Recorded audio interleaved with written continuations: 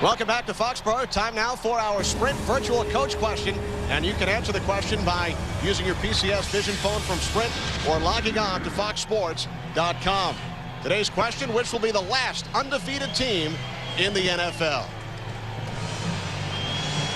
But Darryl, which team will it be? Indianapolis, Kansas City, Minnesota, or Carolina? I'm going to go with Kansas City. They seem to be the strongest team in all three phases. So I'm going to hang my hat on the Chiefs. Carolina and Indianapolis meeting this afternoon. Giants have won the toss.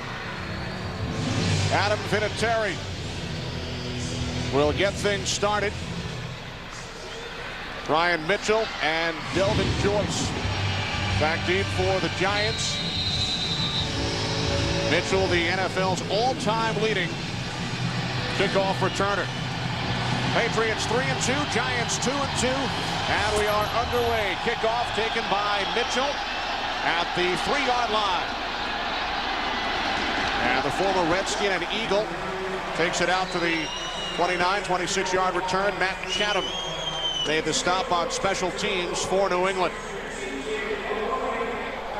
Kerry Collins starting his 59th consecutive game at quarterback for the Giants.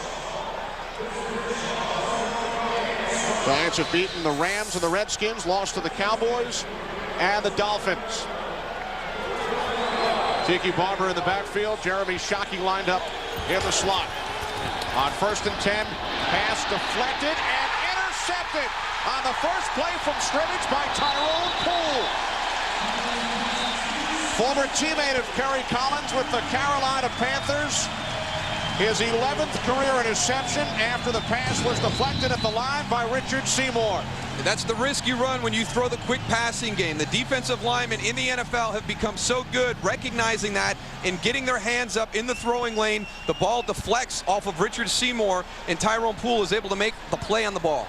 Jim Fossil emphasized turnover ratio all week long. It has been a big problem for them all season. They're not creating them, and they're giving them away. And to open the game after you preach that all week long to your team has to be very disturbing to Jim Fossil. Giants turned the ball over 4 times last week in the loss to Miami, 3 times in the first half.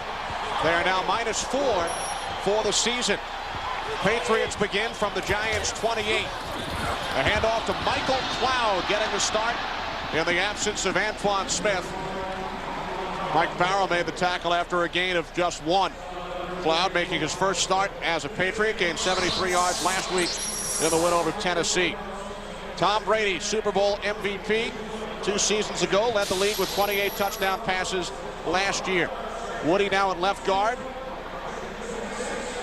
Patriots have been forced to shuffle the offensive line all season long. Cloud in the backfield. Patton and Brown, the wideouts. Tight end is Christian Fourier. 2nd down and 9. Patriots spread the field. Cloud up the middle. First down and more. Down to the Giants' 14-yard line before he was finally brought down by Sean Williams and Mike Barrow. Gain of 13 for Michael Cloud. Well, look for the Patriots to focus onto the left side. You saw that on the first running play to Mike Cloud. This time it's a draw that's going to break straight up the middle and then out to the left. They have Damian Woody and Matt Light there. That is the dominant side of the line of scrimmage. They're going to get a heavy dose, the Giant defense is, to their right side today.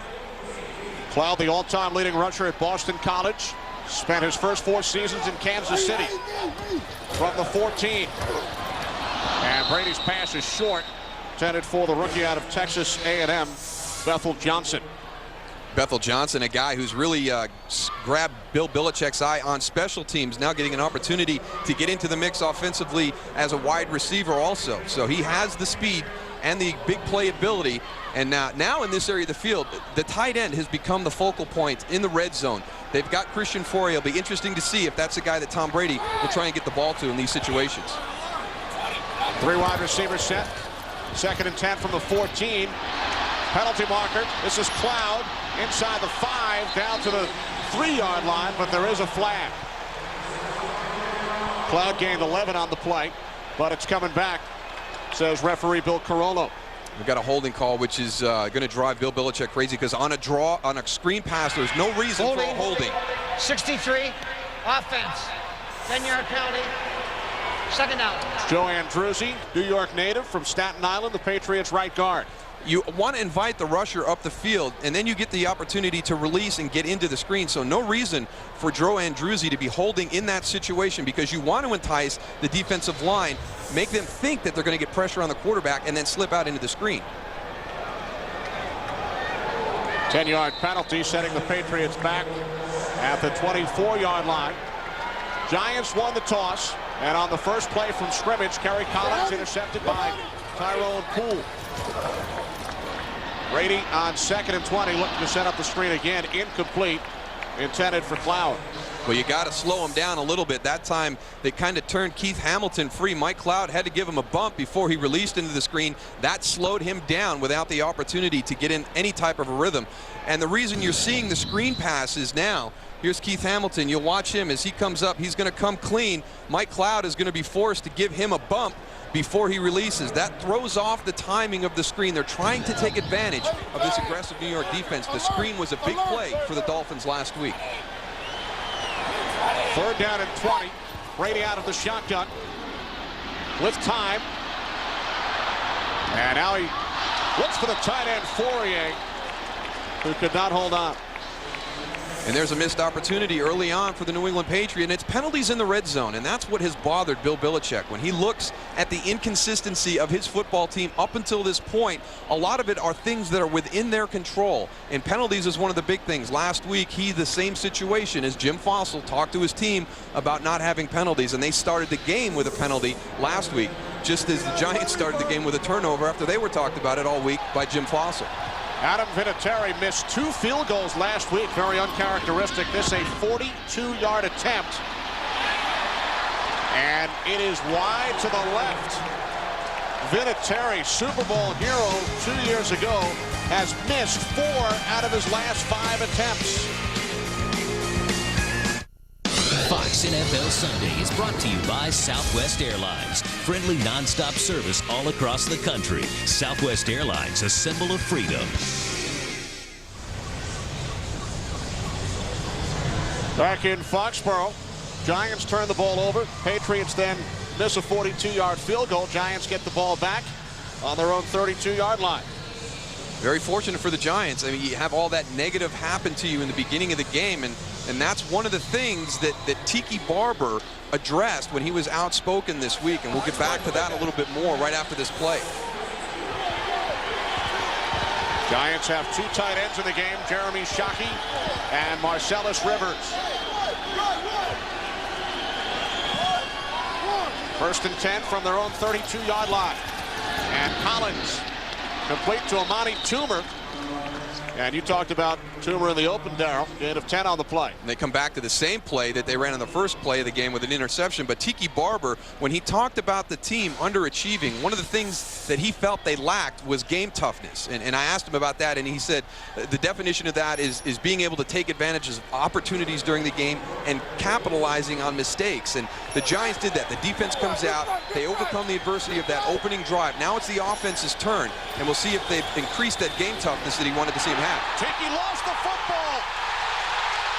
Matt Chatham takes it in for a touchdown. Giants have run 3 plays. They've turned it over twice. A 38-yard return for a touchdown by the backup linebacker, Matt Chatham. Unbelievable that you can go into a football game and have your head coach talk about all the things that you need to work on, and 2 of the first 3 plays of the game are exactly what he was concerned about. Tyrone Poole comes up, puts his helmet right on the ball, knocks it loose. 2 huge plays in the beginning of this game. What they wanted to do was set the edge against Tiki. They know he's an outside runner and he likes to bounce. Number 37, after the touchdown, will enforce the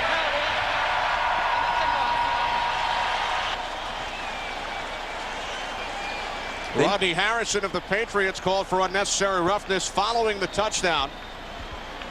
Patriots strike first. Giants have turned it over twice in the first 2.5 minutes. It drive a head coach crazy. I mean, Jim Fossil has got to be seething on the inside right now. And for Tiki Barber, Darrell, the 3rd fumble he has lost this season in 4 games plus 2.5 minutes. 7-0 Patriots.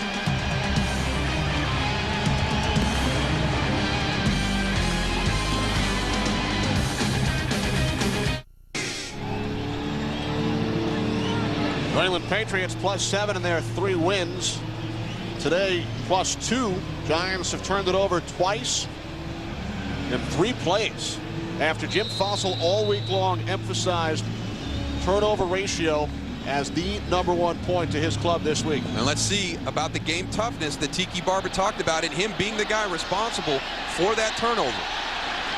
They wonder if that kickoff would have rolled out of bounds, which would have given the Giants the ball on the 40. Brian Mitchell takes it back to the 32.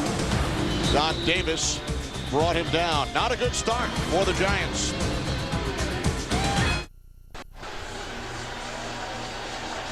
Tiki Barber, 4 fumbles this season. He's lost 3.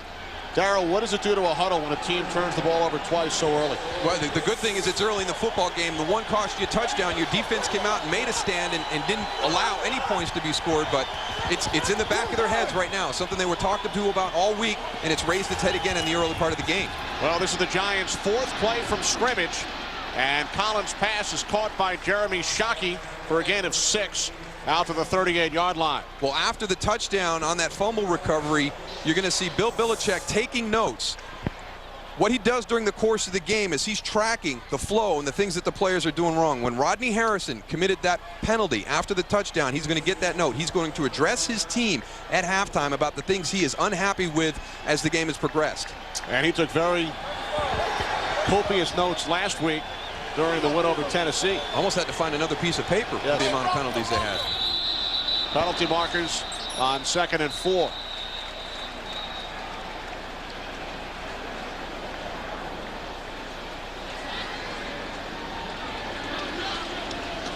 And Belichick doesn't wait until after the game to talk to his players about what he has written down. He told us that he went in at halftime and checked his Prior to the notes. snap, false start, 21, offense, 5-yard penalty, still 2nd down. Well, it's so important for a football team to know what's going on during the course of the game. You're so focused on your job that you kind of lose sight of the big picture. And you've watched film, but you know that during the course of the game you're going to see different things. There's going to be the way the flow is going that you're not aware of. And it's very smart for Bill Belichick to get those things down on paper and address his team at the break.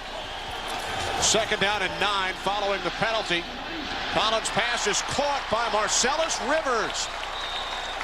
6th career reception for the 3rd-year tight end, and it's good for a 1st down, a gain of 27 yards. A guy who will be overlooked in the offense today. When you're talking about Ike Hilliard, Amani Toomer, and Jeremy Shockey, Tiki Barber, very easy to overlook Marcellus Rivers. What a nice throw by Kerry Collins, too. On the back shoulder, Teddy Bruschi has his back turned to the play. That allows your receiver to make the catch on the ball. A perfect spot throw by Kerry Collins.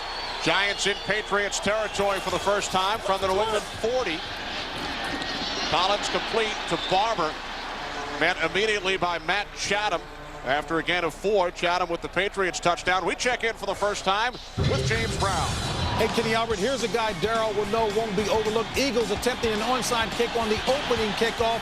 Alertly picked off and recovered by Randall Williams. He takes it 37 yards to pay dirt, and it's the Cowboys smartly on top of the Eagles. 7-0 back to Kenny, Darryl, and Tony. You're not going to fool the Dallas Cowboys anymore. They're a disciplined football team. I guarantee you Bill Parcells warned them about something like that this week. Here's Barber down to the 30. Well, it worked on opening day in 2000. Andy Reid going with the onside kick in Dallas, and that time the Eagles recovered.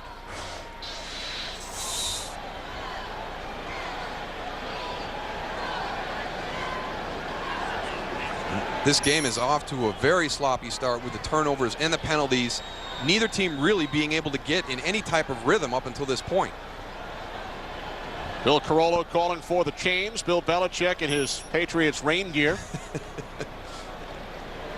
It doesn't even look like it's water repellent. It looks like it's actually absorbing all the rain that's coming down. Just short. I don't think he's getting a lot of help from that that sweat jacket he's got on right there.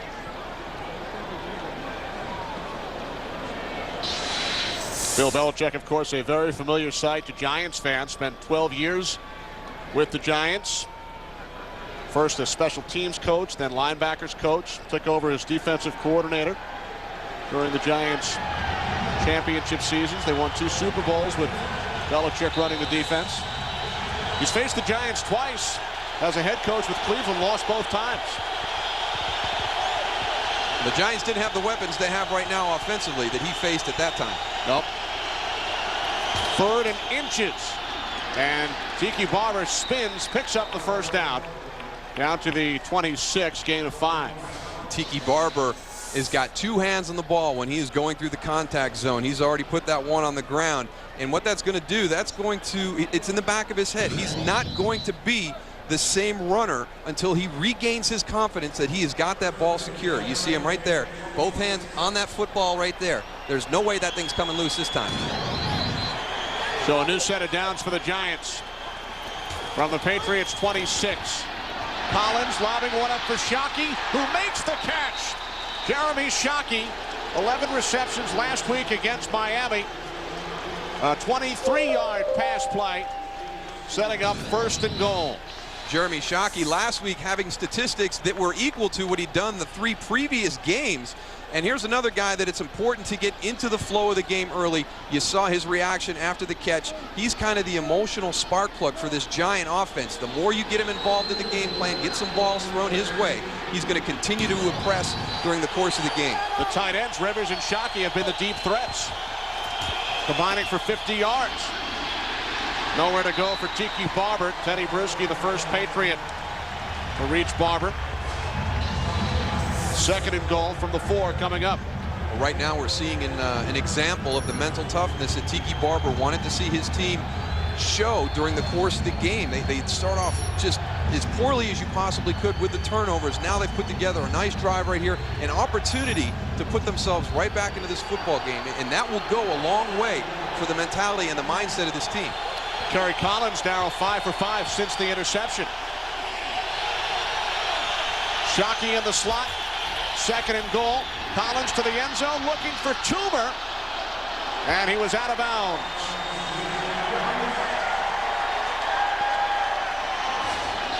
I'm just not a big fan of the fade route down in this part of the football field. It has to be such a perfectly thrown football. I mean, these guys have had an opportunity to have a lot of reps together, Kerry Collins and Amani Toomer. But you're playing against very good corners in this league, and Tyrone Poole plays it as well as you can, forces him to the outside, an area where that ball has to be thrown absolutely perfect to be a reception, but more than likely it's going to go out of bounds.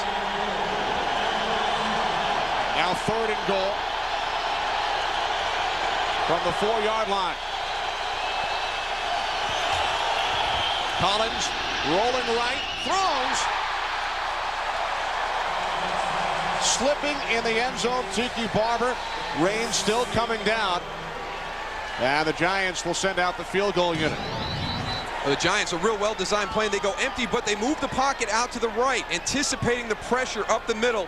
Kerry Collins throws that a little bit behind Tiki, and as he goes to stop, he loses his footing. If he gets that ball out in front of him, that's an easy touchdown. But instead, the first field goal attempt as a Giant for Brett Conway, former Redskin, Raider, and Jet, signed this week to replace the injured Matt Bryant. 22 yards, and Conway's kick is good. So the Giants get 3. Did not turn the ball over on that possession and trail the Patriots by 4. Fox NFL Sunday is brought to you by Toyota. Get the feeling. By NBA Live 2004 from EA Sports. Create your game with freestyle control. By Sprint, proudly offering picture mail and PCS Vision picture phones. And by Wendy's new home-style chicken strips. Another reason it's better here. Back in Foxborough. Just over 8 minutes remaining first quarter. Patriots leading 7-3. New England defense scored their 4th touchdown in 6 games. Matt Chatham returning a Tiki Barber fumble, 38 yards for a touchdown. Look at David Tyree out of your alma mater, Darryl. One of the guys that Bill Belichick is very concerned with on special teams. Rookie out of Syracuse. Here's the rookie out of Texas A&M, Bethel Johnson. Cutting to the outside and is forced out of bounds at the 34-yard line. 19-yard return by Johnson.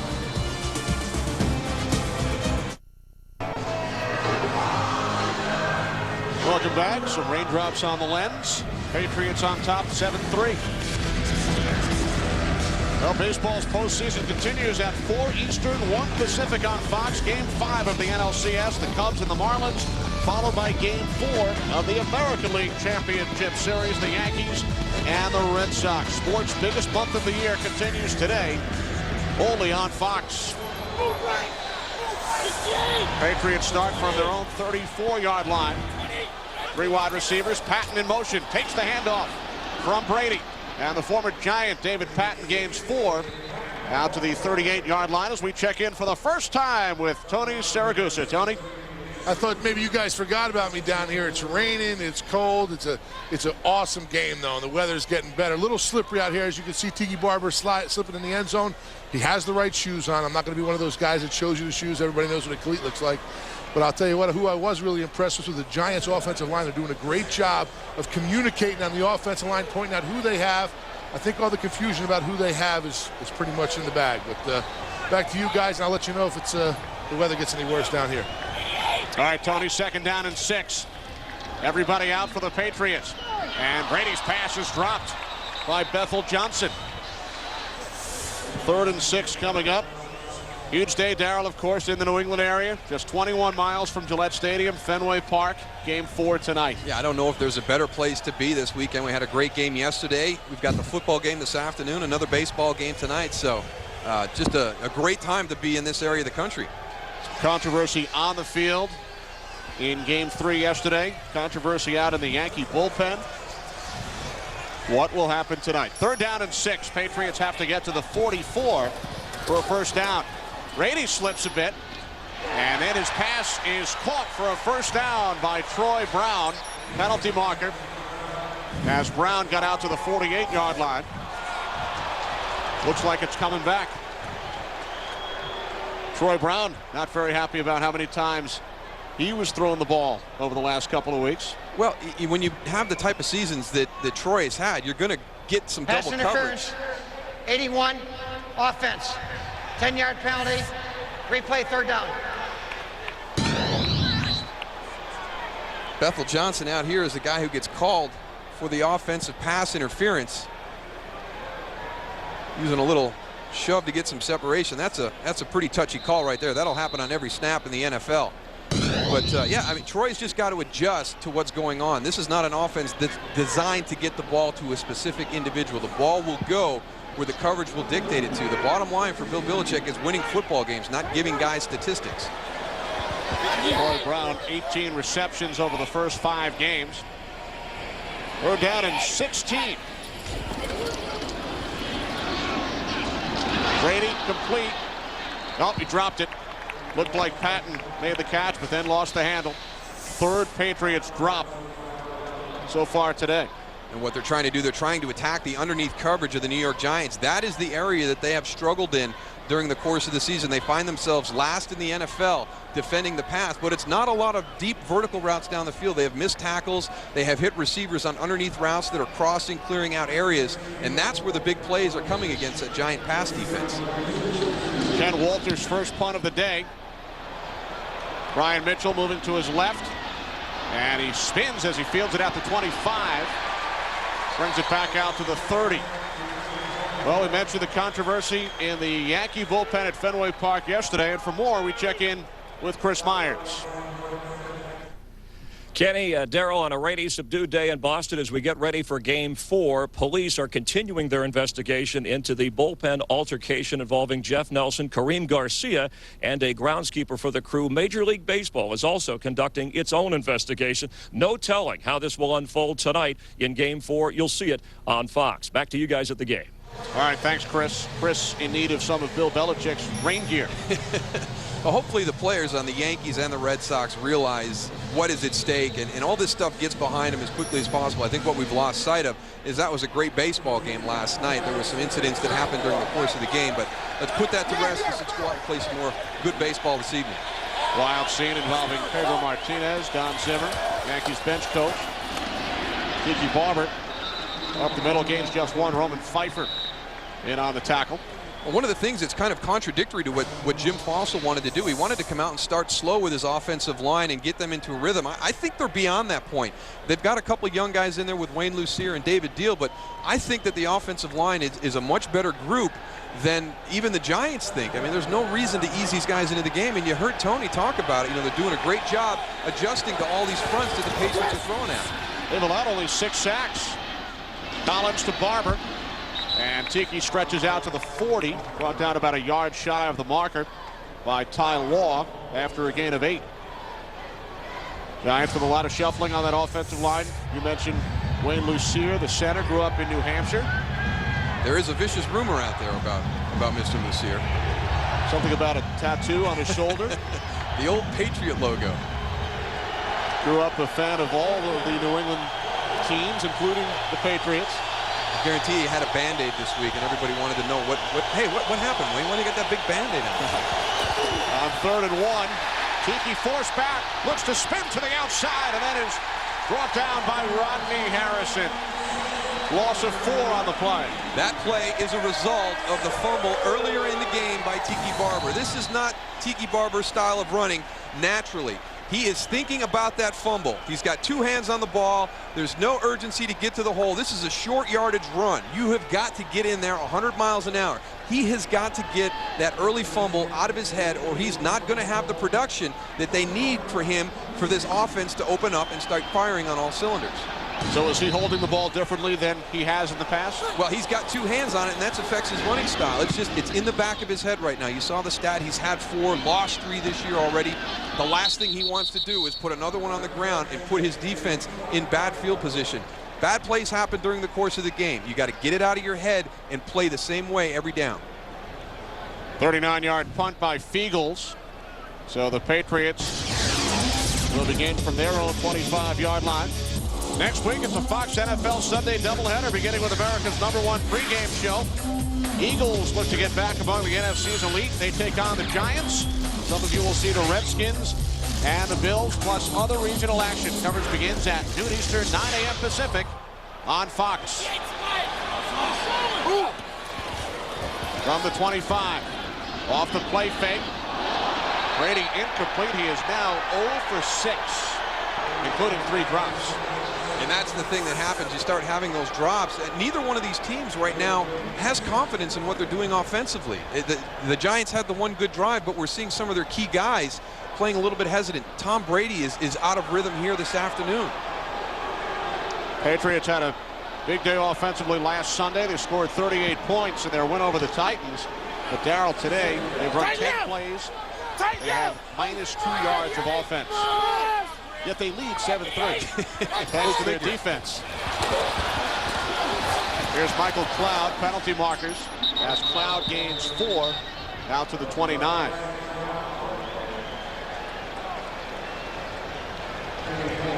First Giant penalty. Patriots have already been called for 3.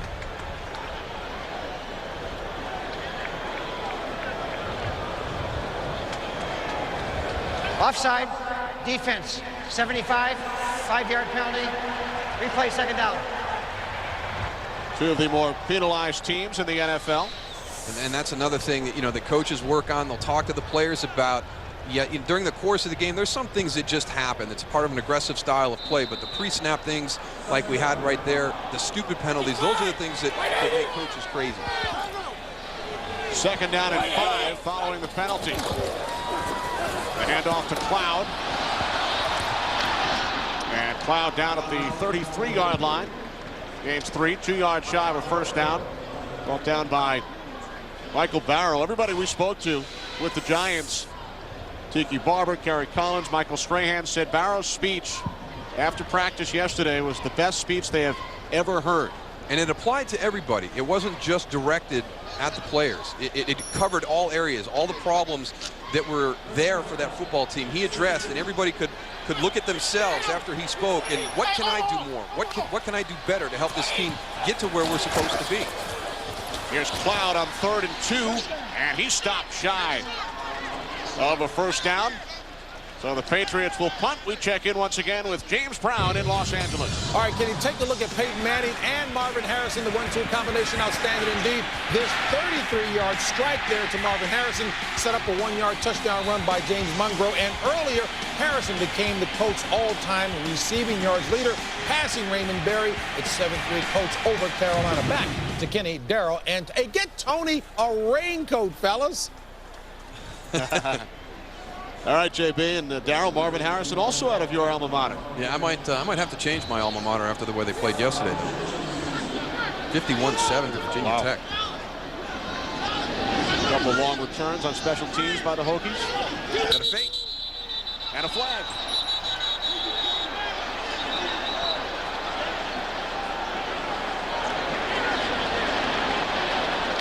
Multiple flags.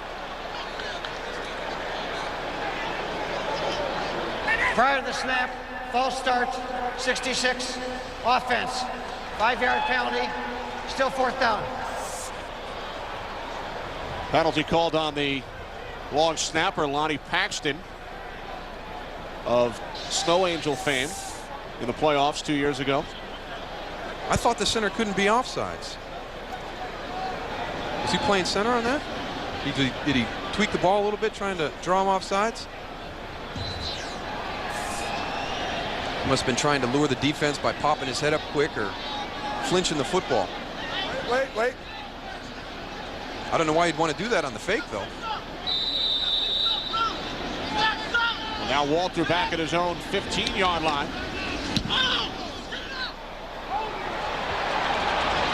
And another flag. David Tyree, who we spoke of earlier, may have made contact with the punter, Ken Walter.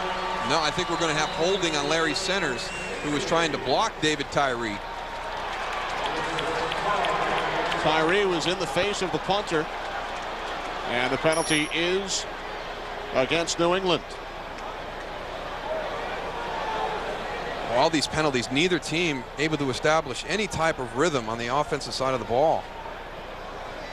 Larry Centers chatting about it with Bill Carollo.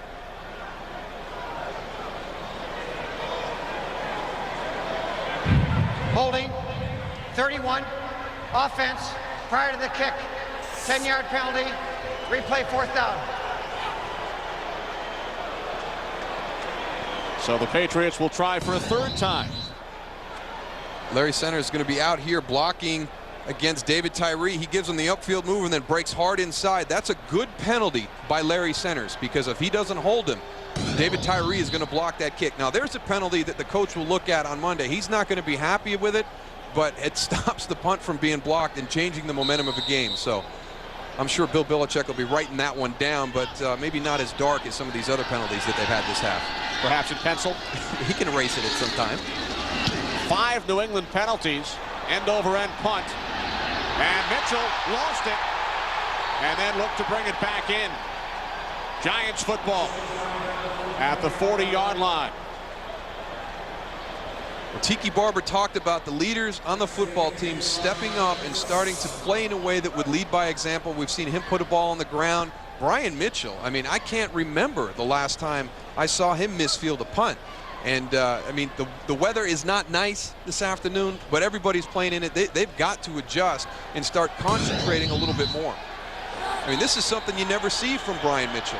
He's got himself in good position, just a little bit short getting to that catch. On 1st down, the give to Tiki Barber. And Barber out to midfield, close to a 1st down. We also saw Tiki slip in the end zone. We've seen the Patriots drop 3 potential receptions. Slippery field, slippery football. Yeah, Tony Siragusa out there like it's 80 and sunny. It's beautiful down here. I don't know what you guys are talking about. You're just happy because you're staying cool. You're right. You're right. You know, I was looking, Darrell, at Tiki Barber. Looks like he is putting both hands on the ball until he gets to the line of scrimmage, and he releases one hand. And really concerned about that ball, just like on that one right there. Yeah, but he's got to start pulling it away because it's starting to affect his running style. And Tiki's a guy, and the Patriots are concerned about his ability to get on the edge and have a big run, but he's not going to be able to do that with both hands on the ball all the time. So like you said, Tony, go through the contact zone with that ball protected, but once you get out into the open field, you've got to get that ball on the outside arm and let your natural abilities take over. Tony, leading up to the Super Bowl when you were with the Ravens and you played the Giants, was there much talk that week about trying to knock the ball away from Tiki? Well, we knew that he was a guy who had the potential to fumble. You know, when you have a defense like we had, you just wanted to go out there and do whatever you had to do. I mean, it wasn't like we just concentrated on Tiki. Actually, we hope that they gave it to him a lot more than they did in the Super Bowl. Well, whatever you guys did certainly worked. I think I don't think there was many offenses did that year against Tony's famed defense from the Ravens of 2000. Thanks, Moose. I appreciate that. Tony even got his hand on a Collins pass in that game. Had a tip pass. 2nd and 5 for the Giants from the 38. And the toss to Barber. No gain. Brought down at the line. Willie McGinnis and then Tyrone Poole came in to finish him off. 3rd and 5 coming up as time winds down in this first quarter. Giants 2 turnovers the first 2.5 minutes. An interception and then a Barber fumble returned for a touchdown by Patriots linebacker Matt Chatham. First score of Chatham's career. Brett Conway then kicked a 22-yard field goal for the Giants, who are on the move once again. 1 quarter of the books from Foxborough. It's the Patriots 7 and the Giants 3.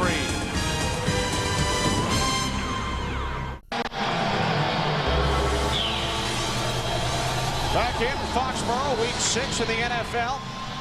Patriots leading the Giants 7-3. Kenny Albert with Darryl Johnston and Tony Siragusa.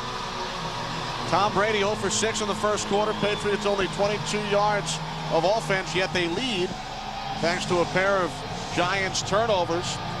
First 2.5 minutes, Giants offense now facing a 3rd down and 5. They have to get to the New England 33 for a first down. Giants keep feeding Tiki Barber the ball despite his fumble and his slip in the end zone. He carried 10 times, 23 yards in the first quarter. Collins out of the shotgun. Giants have Shockey lined up in the slot.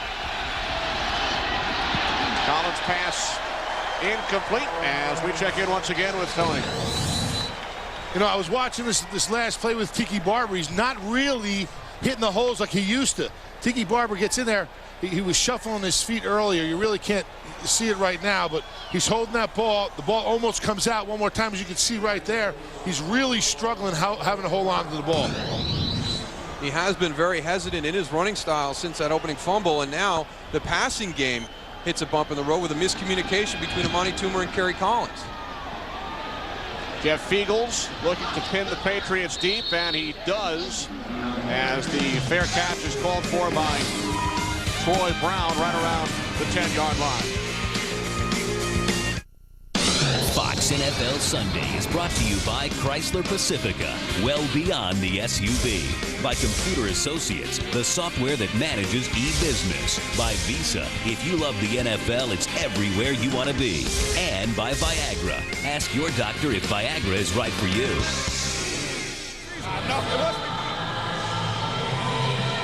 New England Patriots leading the New York Giants 7-3. Patriots take over on their own 10-yard line. Only 22 yards of offense for the Patriots so far. Tom Brady is 0 for 6, and remember, that's against the last-ranked pass defense in the NFL. Yeah, 3 of the previous 4 quarterbacks have come in and thrown for 300-plus yards against this Giant defense. So I think in the beginning of the game, Bill Belichick felt that was his best matchup, but he might have to change a little bit right now. Tom Brady's not in a rhythm. The weather may be playing a determining factor in that, but it might be time to try and get Mike Cloud involved in this game. So far, Patriots a missed field goal and 2 3-and-outs. Give his to Cloud, and Cloud takes it out to the 14-yard line, gain of 4 on first down. Michael Strahan made the tackle. And that's what you have to do. You have a plan coming into the football game, and if it doesn't work at that point, you've got to be able to adjust. And Bill Belichick is one of the best coaches in the NFL at changing things up during the course of the game, bringing in a package that the opponent hasn't seen, and watching the flow of the game and taking advantage of his opponent. On 2nd and 6, Cloud is pummeled in the backfield. Strahan again. Loss of 5 on the play. Michael Strahan is in the backfield almost to take the handoff from Tom Brady. And this is a guy, you got to get across his head. I mean, Tom Ashworth, he has got to get across Michael Strahan and cut him off. He needs to go say he's sorry to Mike Cloud on that one. The difference in Michael Strahan, we had him a couple weeks ago against Washington. Talking to him then and talking to him on Saturday was night and day. He was really, really fatigued. He said the bye week was huge for him to be able to recover and get his win back. Says he feels refreshed. Low snap. Brady on 3rd and 11. Penalty marker. Tight end Fourier out to the 16-yard line. And this the 6th New England penalty. Holding, 72, offense. Half the distance to the goal. Replay 3rd down. The Giants may decline. Force the Patriots to punt. Yeah, you don't want to give him another chance. You never know what's going to happen. But this is another touchy call to me. Here's Matt Light right here. Holding, 72. That penalty is declined. Result of the play, 4th down. I don't see it. I mean, it's a screen, so he's trying to get Keith Washington's hands down. He goes to cut him. He doesn't hold him. He just sticks his arm out and chops him down with his arm. That's a pretty touchy call right there. But again, you know, we're seeing the Patriot offense. It's a screen pass. I mean, there's no reason to be putting yourself in a position to have a holding penalty called on that play. And in any event, Fourier did not pick up the 1st down. Giants decline the penalty. Patriots punt. Following their 3rd consecutive 3-and-out, Brian Mitchell from the 46 into New England territory. Terrific field position for the Giants. When we come back, they trail 7-3.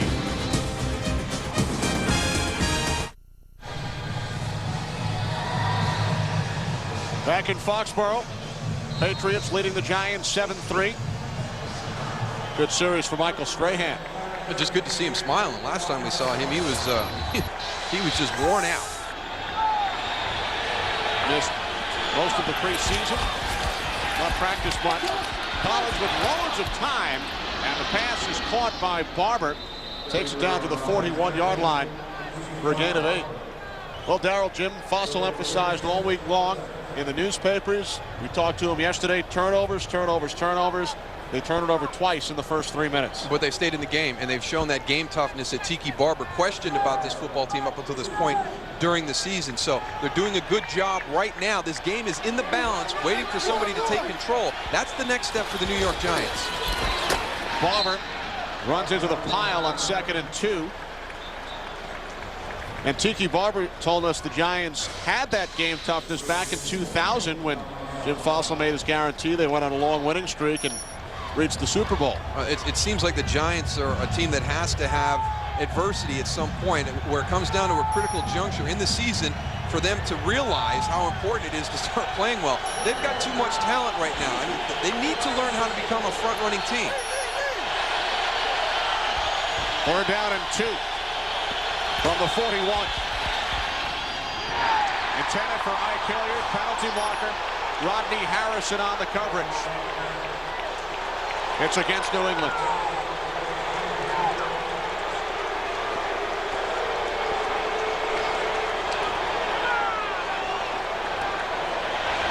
Pass interference, 37. Defense, automatic, 1st down, foul the foul. 7th time the Patriots have been flagged. 6 have been accepted.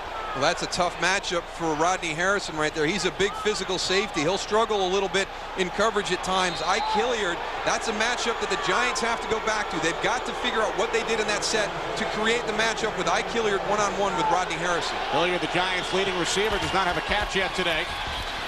Collins again with time. Pass was low and it hit the ground before Barber made the catch. Kerry Collins looks uncomfortable in the pocket now. I mean, there's no reason for him to have rushed that ball. His offensive line is doing a great job of giving him protection. They're recognizing the different exotic fronts that the Patriots will run. They're going to block it big on big. They're going to pick out 2 guys. They're going to get their 5 on the 5 rushers that they expect to come and let the backs adjust. They're doing a good job with that now. He's got plenty of time to stand in that pocket and throw. Now 2nd and 10. Shockey shifting. And the give to Barber. Cuts to the outside. And is out of bounds at the 23-yard line.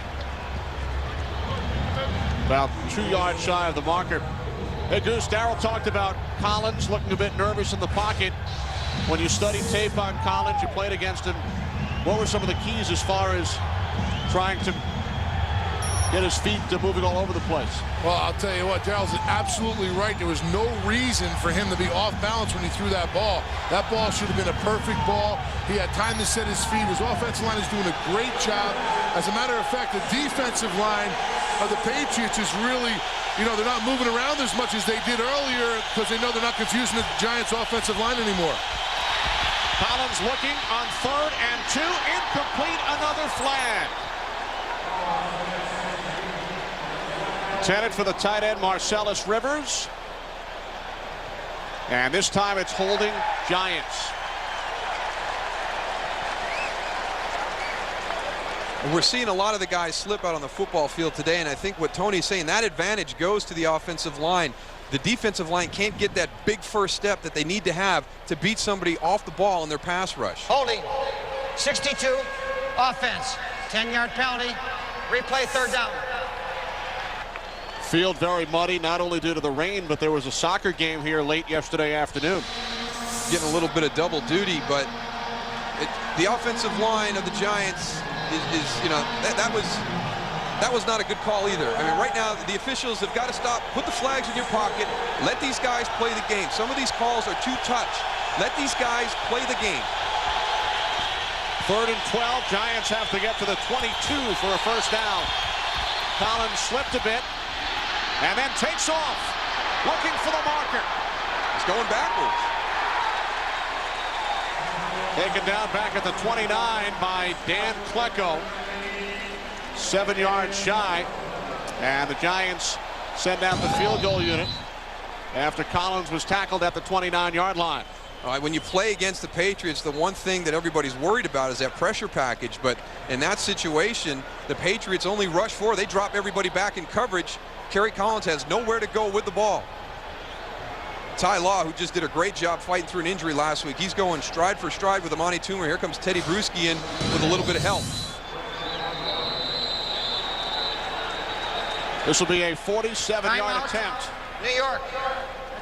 First, the Giants call timeout. Brett Conway hit from 22 earlier. So Conway to attempt a 47-yard field goal when we come back.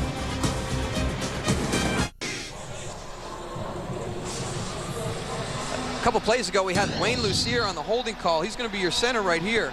You take a look at it. I mean, he does everything right. He's got a little bit of jersey, but he's inside the framework, and he lets it go right there. The holding didn't prevent Roman Pfeiffer from getting to the quarterback. I'd like to see the officials keep the flags in the pockets and let these guys start playing, get into some type of rhythm in this game. It's a 47-yard attempt. And Conway's kick is wide to the right. No good from 47. Conway signed this week to replace the injured Matt Bryant, out 3 to 4 weeks with a strained hamstring. Well, baseball's postseason continues today on Fox. Game 5 of the NLCS. Cubs 1 game away from advancing to the World Series. They lead 3 games to 1. Yankees leading the Red Sox 2 games to 1. Game 4 tonight from Fenway. It's all coming up on Fox. Hopefully they're going to have a game at Fenway tonight. Rain clearing up a bit. Still about 5.5 hours till first pitch. It's beautiful down here, guys. Thanks, Goose. Brady looking for Bethel Johnson, and Tom is now 1 for 8 on the day. The big thing there is you send a message up until that point in their passing game. Everything was short. underneath the coverages. You've got to soften up that defense, and the way you do that is when you get that one-on-one matchup on the outside, take a shot down the field. And Tom Brady talked about knowing the situation on the outside. When was a good time to take a shot? And right there, that's one of those ones he has to do to send a message to the defense. Now 2nd and 10, 3 wide receivers set from the 37-yard line. Here's Cloud. We should remind the viewers, Patriots are without not only starting running back Antoine Smith, but their 3rd wide receiver, Deion Branch, is out today. Backup tight end, Daniel Graham. So 3 key players at skill positions on the Patriots offense are not in uniform. And everybody has talked about the defensive side of the ball up into this point, but neither side is immune from this injury bug that's going around this team. And they've done a great job up until this point of overcoming those injuries. Now the backups are starting to gain confidence because they're on the field so much. Look at offensive coordinator Charlie Weiss, who has also been forced to shuffle the line. This is the first time Patriots have the same 5 starting at the same positions in consecutive games. Brady on 3rd and 7. Pass incomplete, intended for Larry Centers. Honey Jones on the coverage. 4th drop by the Patriots today. And that's a big problem for Tom Brady, because here's a guy looking for anything to try and build momentum, and when your guys are out there dropping the footballs, it just, you're out of sync. Now they're not making the plays when the opportunities are there. And they have got to find out something to do, because we're not talking about shots down the field all day. They have dropped passes underneath. He has missed receivers underneath. And for the 4th consecutive possession, Darrell, Patriots go 3 and out. Well, that ball just stopped in the air. Does take a bit of a New England bounce and is down at the 29 as we check in once again with JB. Hey, Kenny, and here's a Philadelphia bounce, if you will. Take a look, capitalizing on a 9-play, 55-yard drive. Brian Westbrook, 3rd straight game with a rushing touchdown, all tied in Dallas. And the Buccaneers capitalized on a 16-play, 85-yard drive. Play action, Brad Johnson and Todd Yoder. Bucks on top of the Skins, 7-3 that late in the second. Back to Kenny, Darrell, and Tony. Interesting to see how Tampa Bay responds to that defeat on Monday night, where I know I wasn't the only one around the country that turned off that game when it became 31-14 in the 4th quarter. I'll admit it. I missed it. How about you, Goose? I was watching. One of the few. Out to the 39-yard line, the tight end Marcellus Rivers for a Giants 1st down. Rivers came into the game with 5 career receptions. 3 of the 5 were touchdowns, but he's become a bigger part of the Giants offense today as Asante Shanko, 3rd-round pick, is in the doghouse. Yeah, he is now out of the doghouse and into the huddle, but he was tossed from practice, and Jim Fossil said that Marcellus Rivers was going to get more opportunities today, and he's making the most of them. Rivers with a 27-yard reception earlier. Collins on 1st down, and there's Shanko. Met immediately by Ty Law, gain of 3. That's the 1st career reception for Asante Shanko. He slips out into the flat, a little bit late getting out, so he ends up all the way over to the sideline. And I tell you, that's the worst thing when you're turning your back, waiting on that short pass play to come. You know that the corner is coming up with a beeline on you. So in the doghouse, he's still throwing the football, his 1st career reception. Rookie out of Morgan State. 2nd and 7 from the 42. The give to Tiki Barber. And Tiki takes it out to the 45-yard line. Brought down by Roman Pfeiffer. Stopped about 4 yards shy of the marker. The New York Giants finding themselves in a lot of 3rd medium situation now. This is the area where you're going to get some kind of exotic look from Bill Belichick and the Patriot defense. The 1st and 2nd down, they'll kind of play things normal. But when you get to that 3rd down package, this is where that special blitz of the week is going to come from. They're going to put some different personnel groups in and challenge your protection screen.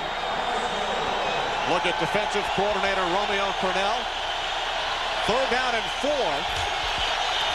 Giants have to get to midfield. And they do. Looked like it was going to be intercepted, and then Ike Hilliard makes the catch for a gain of 9 and a Giants 1st down. Oh, unbelievable. This is what the Giants had happen to them last week. Asante Samuel plays it perfect. Makes a nice break on the ball, just can't finish the play. And again, Kerry Collins has got the time. You can see the unusual look from the defensive front. But again, Wayne Lucier is doing a good job of directing his linemen to their responsibility of protection. Giants move the chains on Hilliard's first catch. And Tiki Barber takes it down to the 41-yard line. Gain of 4. Teddy Bruschi on the stop. Giants on the move here in the second quarter. They trail the Patriots 7-3. Mentioned the Giants DBs. They dropped 2 potential interceptions last week against the Dolphins. In each instance on the next play, Miami kicked a field goal. And Asante Samuel in the same position right there to end the drive by the New York Giants and lets one slip through his hands. Play action on 2nd and 6. Pass complete to Marcellus Rivers. And he's close to another Giants first down, gain of 5.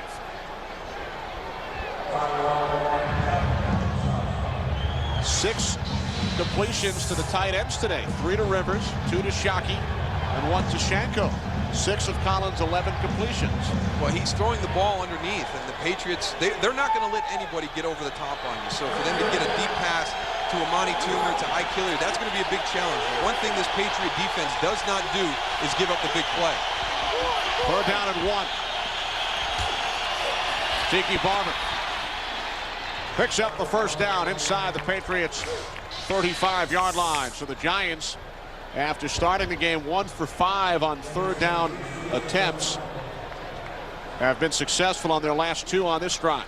And it looks as though Tiki Barber now is starting to get back into that rhythm that he would have liked to have started the game with. Tony mentioned about him being hesitant, not hitting the hole at full speed and downhill. And that's what you have to do in a 3rd and 1 situation. That was one of his better runs since that early fumble. From the Patriots' 34-yard line. Play action. Collins with time. And Shockey stopped around the 20-yard line. Tiki Barber now limping off, replaced by Delvin Joyce. Tiki Barber actually got hurt in protection right there. He's going to come out and put a hit on Bobby Hamilton right here. You see him go down and do the chop. He came off limping. If anything, you would have thought he would have hurt his shoulder on that one. That's a good job of blocking by Tiki Barber on the end of the line of scrimmage on a big defensive end. So Delvin Joyce to replace Barber for a couple of plays last week, and that caused some controversy during the week between Jim Fossil and the media. Joyce takes the handoff. Short gain down to the 33-yard line. Giants went on a 17-play drive last week. Tiki was taken out after the 14th play. The next 2 plays were not designed for him anyway. But Fossil received some heat in the media for resting Barber during such a key part of that game. Well, he's talked about what they've done in the past with Tiki, and he likes to have him fresh in the 4th quarter. He wants to have him fresh in December. But, you know, when he's your featured back, he needs to be on the field when that game is in the balance. And have your offense start generating some points, you can get Tiki Barber on the bench late in the games. 3rd down and 9. Giants have to get to the 25 for a first down. And they do. Terrific catch by Amani Toomer at the 23. Gain of 11 for Amani Toomer, only his 2nd catch today. Amani Toomer goes up and makes a nice catch, but you'll see the timing of the offense. Out of the shotgun, he sets his feet. The break by Amani Toomer, he goes up tall, makes a nice catch. But again, it's the group up front, because you're going to see so many different looks on the nickel package. They get to him late, but with the different things that they've seen up until this point in the football game, I can't say enough about how that young offensive line is handling the pressure. Tiki Barber back in. Barber looked to cut it outside after he ran it to the pile. Gains just 1. Down to the 22, and for the 2nd consecutive play, Kerry Collins has lost his right cleat. On that play, they had Marcellus Rivers as the lead blocker for Tiki Barber. They've got Jim Finn on the sideline, and I've never been a big fan of bringing a tight end in and putting him in the fullback spot and having him lead block. Just as when I played fullback, I didn't like going up on the line of scrimmage and be asked to block like a tight end. It's such a different style. There's so much more technique involved in the block at the line of scrimmage, and when you're coming out of the backfield, it's really just a mentality.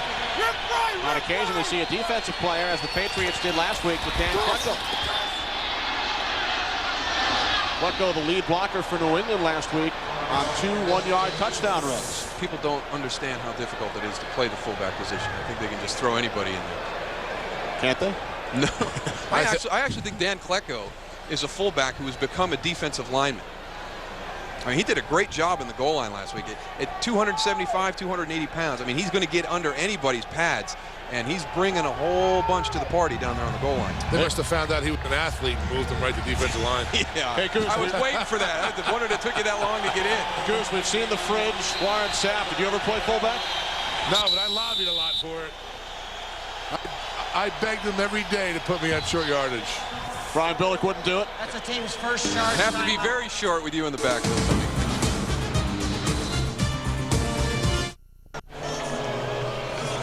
Late second quarter, Patriots leading 7-3 as we welcome you back. And Darryl, despite the 2 early turnovers, Giants have run twice as many plays as the Patriots. Yeah, they've done a great job of weathering the storm, some of that game toughness that Tiki Barber talked about, and they've really controlled the flow of the game. If not for the turnovers, Tony, the Giants would be dominating this football game at this point. I'll tell you what, after the first 3 plays and they had 2 turnovers, looked like all the gas was out of them. I went over to the sideline.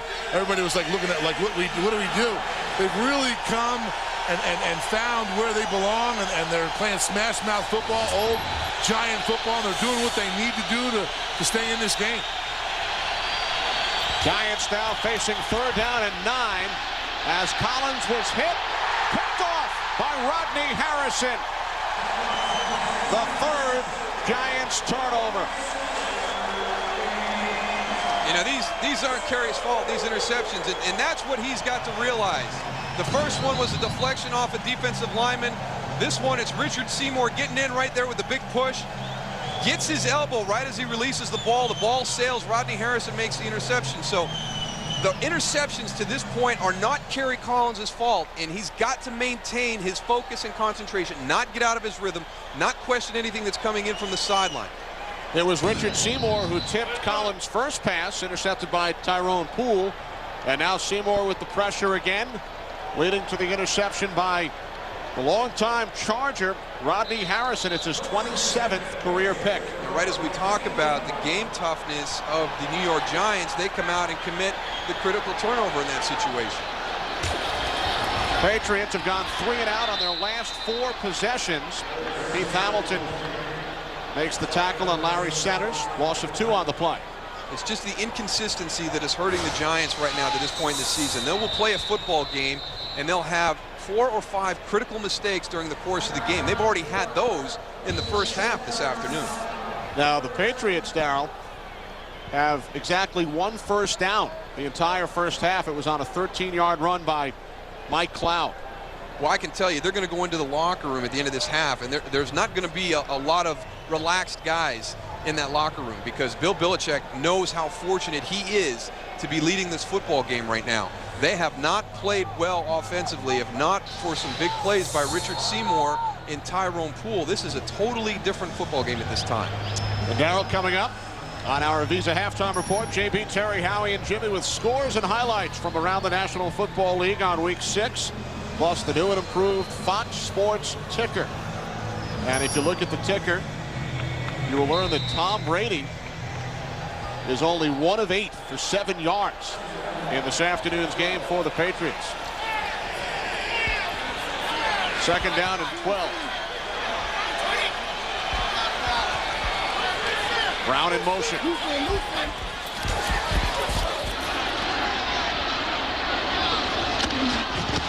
Brady to the far side.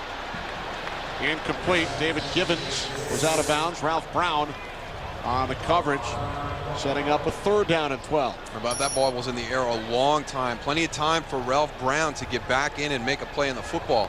I don't know if that one slipped out of the grip of Tom Brady, but that thing just floated all the way across the field. You know, Darryl, Tom Brady keeps looking down at his hand, at his glove. I don't know if his glove is getting wet or what's going on. He looks like he's really concerned about that right hand.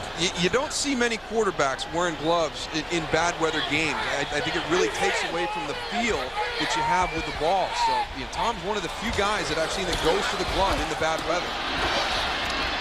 Kevin Falk brings it out to the 15-yard line. And the Patriots will punt it away, their 5th consecutive 3-and-out, as we reach the 2-minute warning here in Foxborough. Patriots' only touchdown came from the defense. Still 7-3 New England. Patriots getting set to punt. Well, he's worth $80 million in oil. At least that's what we've told these beautiful European women. Will it matter when they find out he's an $11,000 a year cowboy? Monday, October 20th. Don't miss the premiere of The Next Joe Millionaire, an international affair right here on Fox. When you signed your first deal, were you an $11,000 a year cowboy? No, fortunately, the salaries have gone up since then. A little more than that. Brian Mitchell. Short return, only a 2-yard return, as Mitchell brings it out to the 44. Larry Izzo with the tackle on special teams. Coming up at halftime, the Visa Halftime Report with JB, Terry, Howie, and Jimmy. Scores and highlights, and the new and improved Fox Sports ticker.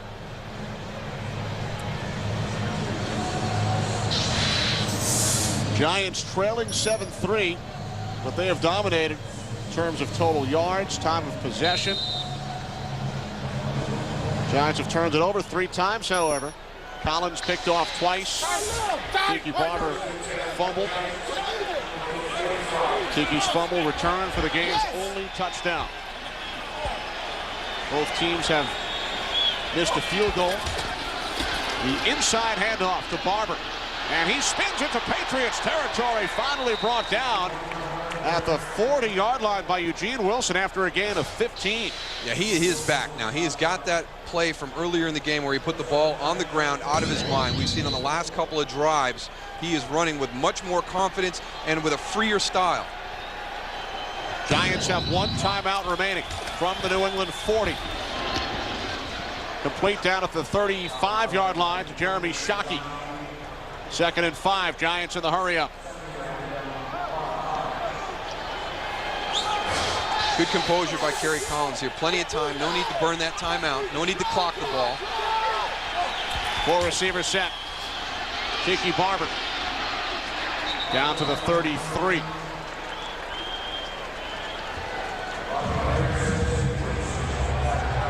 Down to 50 seconds.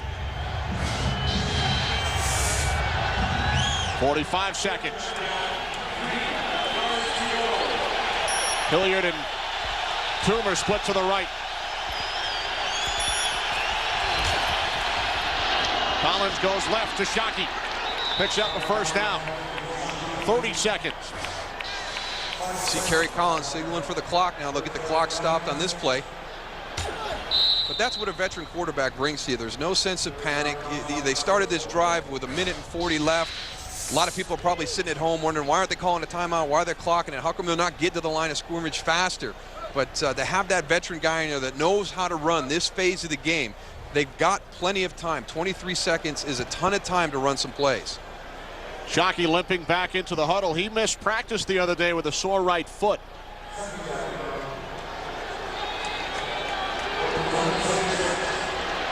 Second and 10 following the spike from the 26-yard line. And now the Patriots call timeout. New England using their 2nd timeout. Gives Collins another chance to come over and chat with head coach and offensive coordinator Jim Fossil. And this is a situation where you've got at least 3 plays, possibly 4 if you can get something quick to the sideline. So they've got a number of ways they can approach this right now. Number 1, don't have the turnovers that you've had up to this point and let another 3 points slip away because of what you're doing. Get down in there, take a shot at the end zone. You've got your timeout where you can get something into the middle of the field and stop the clock to get your field goal team on. So there's plenty of time right now. Just dial up a few good plays. Romeo Purnell, Patriots defensive coordinator. He's going to be on the other side trying to match wits with Jim Fossil. He's trying to find something where he can get some pressure on that quarterback, create another turnover in this situation.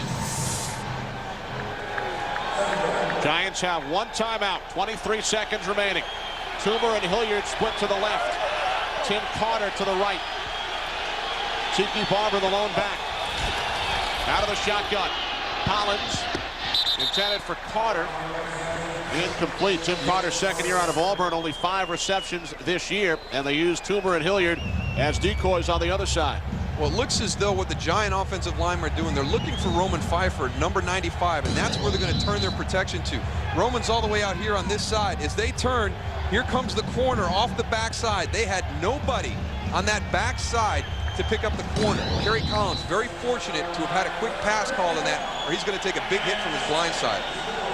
Brian Mitchell is checked in on offense. He's in the backfield. Tiki Barber in the slot to the right. And the Patriots call another timeout.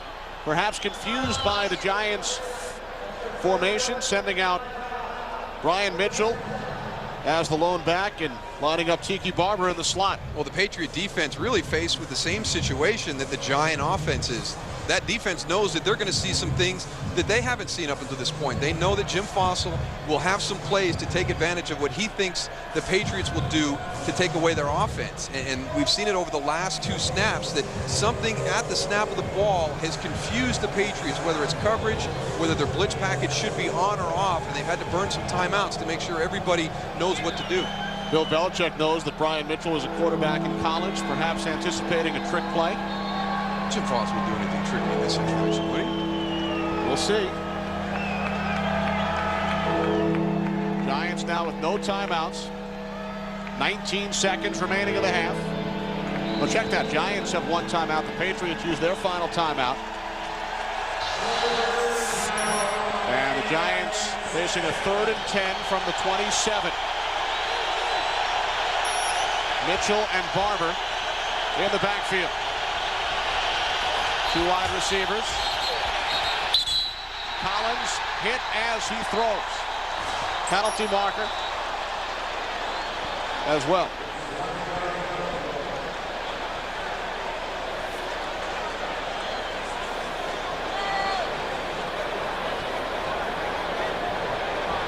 Prior to the snap, false start, 77, offense, 5-yard penalty, replay 3rd down.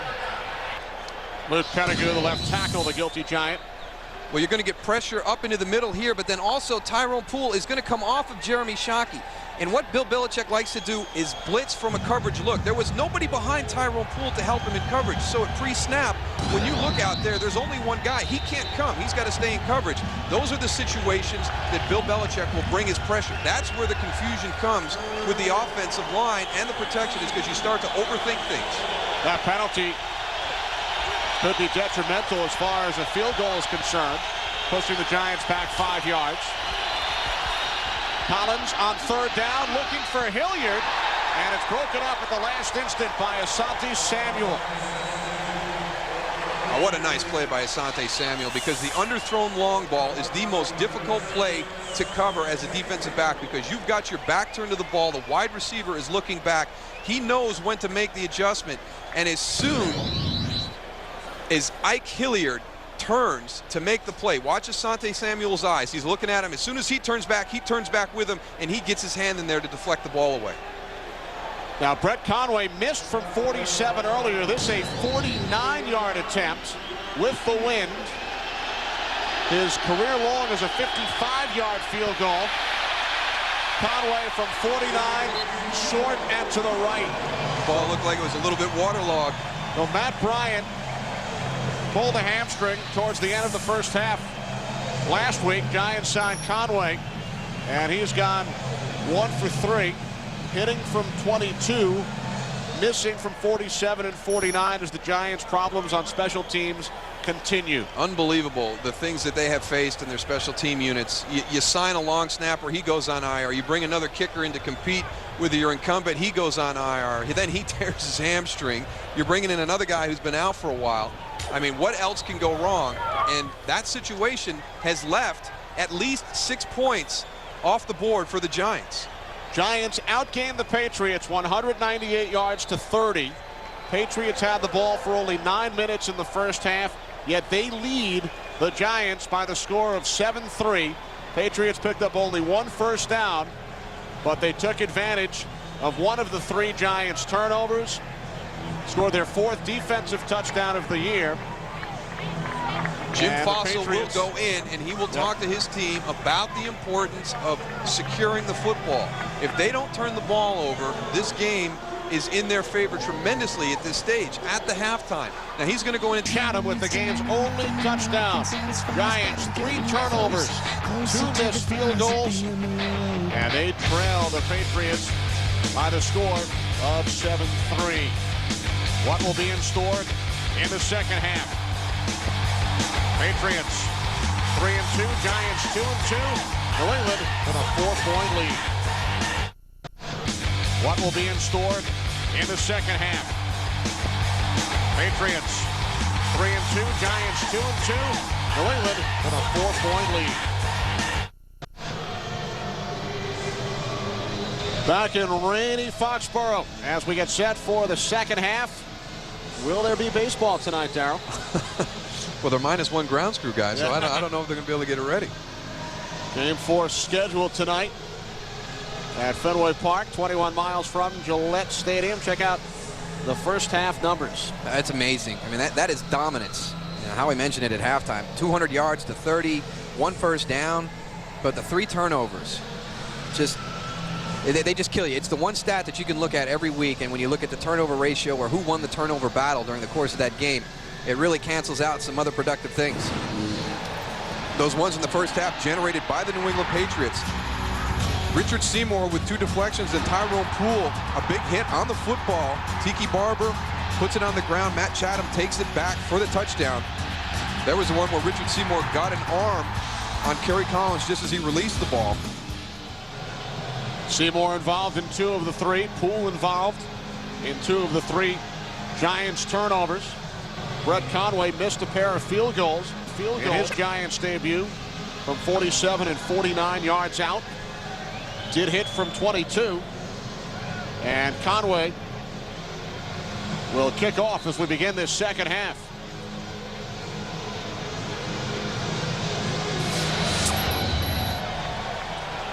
Short kickoff taken at the 12 by Bethel Johnson. Johnson brought down at the 27-yard line by Wesley Mallard after a 15-yard return. Hey, Tony, how wet is it down there? It's not bad at all. It's beautiful. Unbelievable. You guys up in the box all dry. Nice up there, huh? Well, they got umbrellas. They got raincoats. Yeah, all right. No, the problem was I had a raincoat on and one of the fans called me soft. So I had to take the raincoat off. I know you've had go down like that. I know you've had a long relationship with the fans here, Tony, right? Yeah.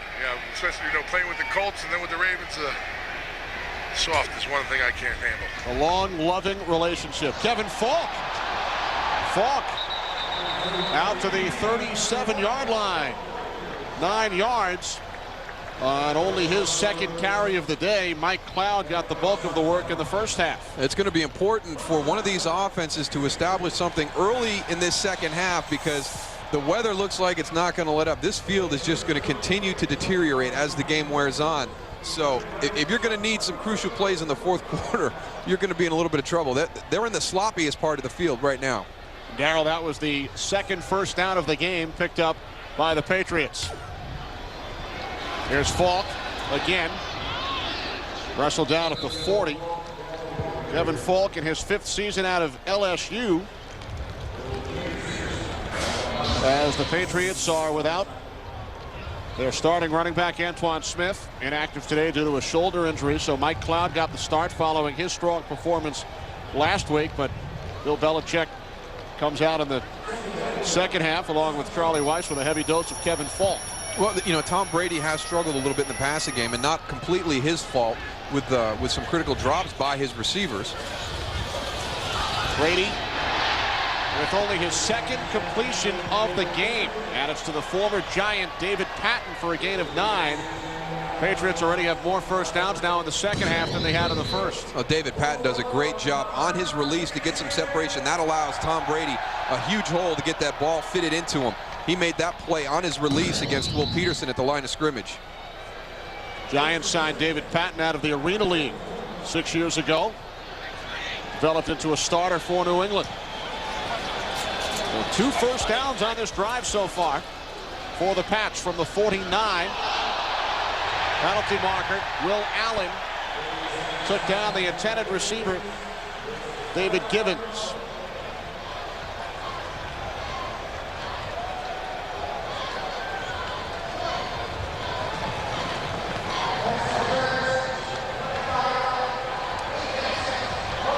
Receiver, automatic first down, spot of the foul. Will Allen with his break on the ball against David Givens comes right through the back. You see right there, he's there early, hooks him, comes through the back. Flagged him for just about any way you wanted to call PI on that one. So an automatic first down for the Patriots at the Giants 45. Remember, New England in the first half missed field goal on their first possession and then 5 consecutive 3-and-outs. Complete to Troy Brown. Down to the 37-yard line. Gain of 8, setting up second down and 2. Going back to that short and intermediate passing game to establish some type of rhythm. With the way the game went in the first half, we had a lot of penalties. We had the 3-and-outs. Neither one of the offenses really to establish a rhythm. The Giants had 2 productive drives, but this is the best that the Patriots have looked the entire game. Would love to have known what Bill Belichick said to them at halftime. Patriots 30 yards of offense in the first half, already 30 on this drive. On 2nd and 2, the give to Falk. First down and more. Falk finally forced out of bounds by Sean Williams after a gain of 23 yards. Going to that left side of the line of scrimmage behind Matt Light and Damian Woody. Here comes Joe Andruzzi out front on the lead block on the pull. He doesn't find anybody till he's 5 yards into the secondary and gets a shoulder on Will Peterson. Here he comes right at you. That's a good job of blocking up front. Kevin Falk, fresh from resting in the first half. Falk did not play last week in the win over Tennessee due to a hamstring injury. Has 36 yards on this drive on only 3 carries. Falk tucks it back inside and works his way down to the 10-yard line, a gain of 4. He is cutting very well on this field, too. It is soft. They're getting to the end of the field because we haven't had a whole lot of play in the red zone today. The end of the fields are in still relatively good shape, but that was a great cut. He sold an outside run and then made a sharp cut back to the inside. Really got that Giant defense flowing to the outside. This by far the Patriots' best drive of the day. They're at the Giants' 10-yard line, 2nd down and 6. 3 wide receiver set. Falk the lone back. And the give to Kevin Falk. This time nothing. Cornelius Griffin wrestled him down. 3rd down and 6 upcoming. Cornelius Griffin, one of the more athletic defensive tackles in the NFL. He makes plays sideline to sideline, that time running wide on the perimeter, and he has the speed to chase down most running backs in the NFL. You know, he gained that reputation doing the spy technique on Donovan McNabb a few years ago in that Giant Eagle game, and you know, he's one guy that you have to account for. You've got to get him cut off if you want to run the ball laterally out onto the perimeter. Johnny Lynn, Giants defensive coordinator. Patriots have not converted a 3rd down attempt today. 0 for 6 on 3rd down. 3rd down and 6. Patriots can pick up a 1st down without reaching the end zone. Here's a guy you got to watch in these situations, Larry Centers. And the pass intended for Centers. It hit off the official. Hit off the umpire, Tony Mihalik. They split out their formation. They send everybody down to the end zone. They isolate Larry Centers on Dhani Jones. He's got to step on him. And a good play by the umpire. Even Tony could not hang on. Does that count as a Patriots drop? No, I'm not gonna put that one on Tom. This a 28-yard attempt. Adam Vinatieri missed from 42 earlier. He has missed 4 of his last 5 attempts. Missed only 3 all of last season. And from 28, it's straight through. So Vinatieri 1 for 2 today. Patriots lead by 7.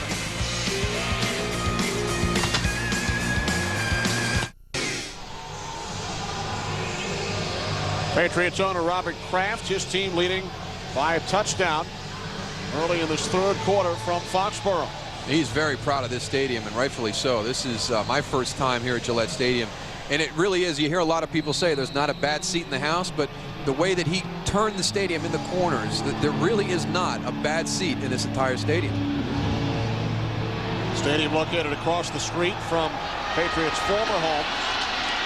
Ryan Mitchell out to the 37-yard line. Asante Samuel brought him down after a 22-yard return.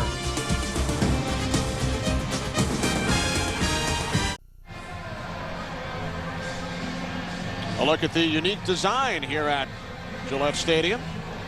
Got the open end zones with the arched bridge going across. They've got open concourses too, where if you're out grabbing a snack, and then it wouldn't be New England without a lighthouse at some point in the stadium.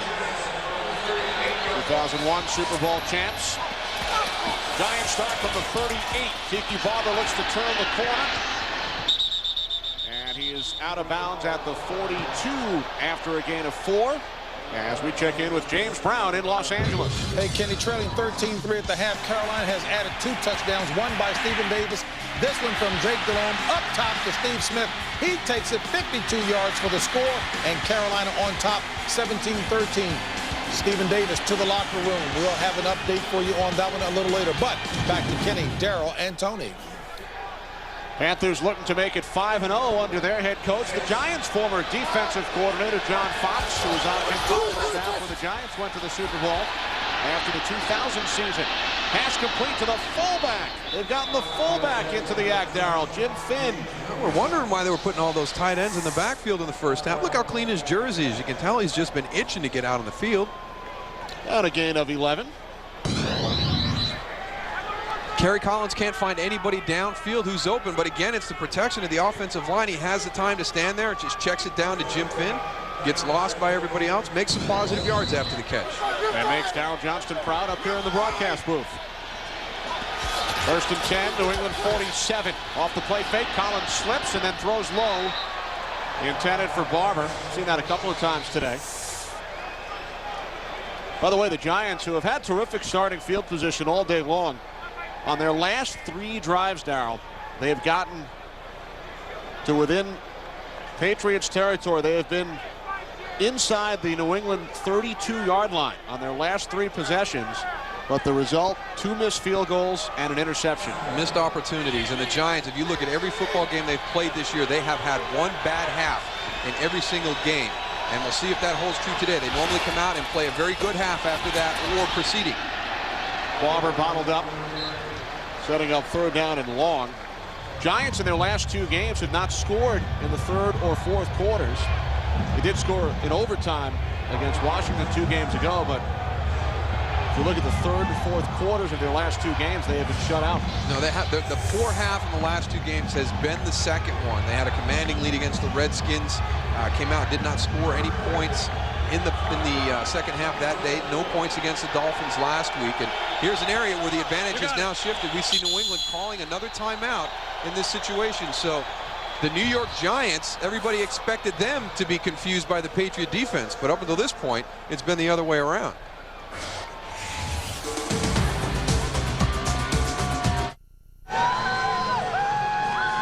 Fans hanging in there despite the rain. It has been raining since the early morning hours. They hope to play baseball at Fenway tonight on Fox. Giants facing a 3rd down and 9. They have to get to the 37 for a first down. Everybody out. Collins slipped again. And the pass nearly intercepted by Terry Bruschi. Intended for the tight end, Jeremy Shockey. Oh, and it should have been caught. He drops this ball. Jeremy Shockey has got to finish his route.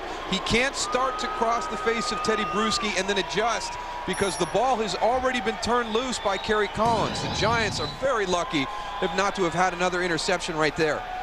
You see Teddy Bruschi's in the center of your screen. He's looking up Jeremy Shockey. Now the ball comes. Jeremy was committing to go across, and then he stopped to change his mind. Boy, that was a close call. Penalty markers, the punt blown dead. Prior to the snap, false start, 83, offense, 5-yard penalty, replay 4th down. That's Marcellus Rivers. Penalty will back the Giants up 5 yards. Jeff Fiegels, the punter, forced to attempt his first career field goal last week following the Bryant injury, and he missed from 29.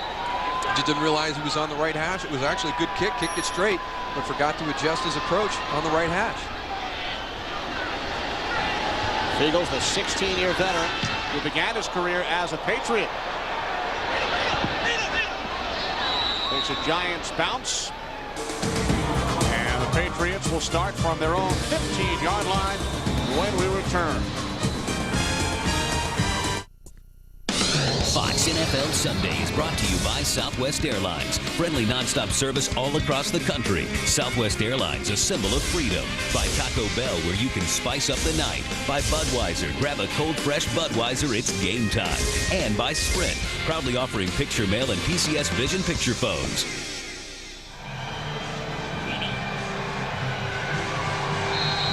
Yes, Darrell, it is October. I'll tell you, that is one thing that I miss living in Texas.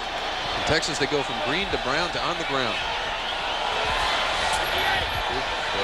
Halloween, of course, coming up. I know you're looking forward to that. Here's Kevin Falk out to the 19-yard line, gain of 4. As we check in once again with JB. Hey, Kenny, Brad Johnson was successful in the first half going to the left. Why not go to the right with the same play? Play action boot, hooking up with Todd Yoder. Second touchdown of the day for him. First of his career with 2 touchdowns. Bucks up by 1. And the Cowboys culminated 10-play, 80-yard drive with that Troy Hambrick 1-yard run. Dallas on top by 10. Kenny, Darrell, and Tony. How about those Cowboys, Darrell? Brady. Down he goes. Michael Strahan has now sacked 50 different quarterbacks in his NFL career. And he is one guy that you don't want to let get untracked. He just splits between 2 defenders. That play never a chance to develop because of the rush of Michael Strahan. They're trying to turn him. They turn him loose too quick on the screen. It's such a fine line. There's so much timing that goes into running a screenplay between the quarterback and the running back and selling it. Also between the offensive linemen, not overselling the protection, but slowing the defender down enough so that he doesn't get to the quarterback before he's ready. Play clock winding down, and Brady is forced to call timeout. Second timeout the Patriots have used early in this third quarter. Hopefully that will not be something that comes back to bite them at the end of this football game. Sitting at 10-3, those are some pretty valuable timeouts at this stage of the game to burn this early. So Brady over to the sidelines. Getting back to your former club, the Dallas Cowboys. You still live in Dallas. Bill Parcells coached both of these clubs to a Super Bowl. Won 2 Super Bowls with the Giants. Brought the Patriots to the Super Bowl where they lost to Green Bay. They are staring at a potential 4-1 record should they hang on and defeat the Philadelphia Eagles today. This was a great test for the Dallas Cowboys because in Andy Reid's tenure as head coach of the Philadelphia Eagles, they have dominated the Dallas Cowboys. So this was going to be kind of a benchmark game to see what influence Bill Parcells has had on the team. And leading 17-7, I mean, that speaks volumes. Even if they were to have lost a close game, it would be a huge lift for this team. But they have bought into everything he has said and taught them, and they're playing some very, very good football right now. Third down and 16 following the sack, following the timeout. Patriots have to get to the 25 for a first down. Brady firing to the near side. And David Gibbons did in fact stay in bounds and picks up the first down. Patriots needed 16. They gained 20. Amazing. Johnny Lynn's got to be going crazy right now. The fact that his defense just allowed a conversion of 3rd and 15 with the offense backed up. I mean, they're going to get great field position.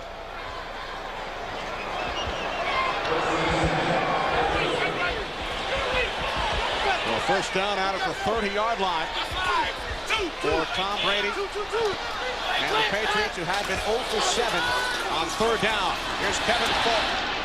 Out across the 35 to the 36, gain of 6. Omar Stoutmire came up to make the tackle. The Patriots offense has certainly picked up the pace following a first half in which they gained only 29 total yards, 1 first down, no third down conversions, they have turned things around here in the second. And it's amazing that a team can go in at halftime, be able to look at everything that was going on. You look at the pitchers that come down from up above, and you make the adjustments and come out and play just a totally different style in the second half. Fourier shifting to the right. Waiting to Patton. And he picks up the first down. Will Peterson made the stop. How do coaches adjust? Halftime is only 12 minutes long.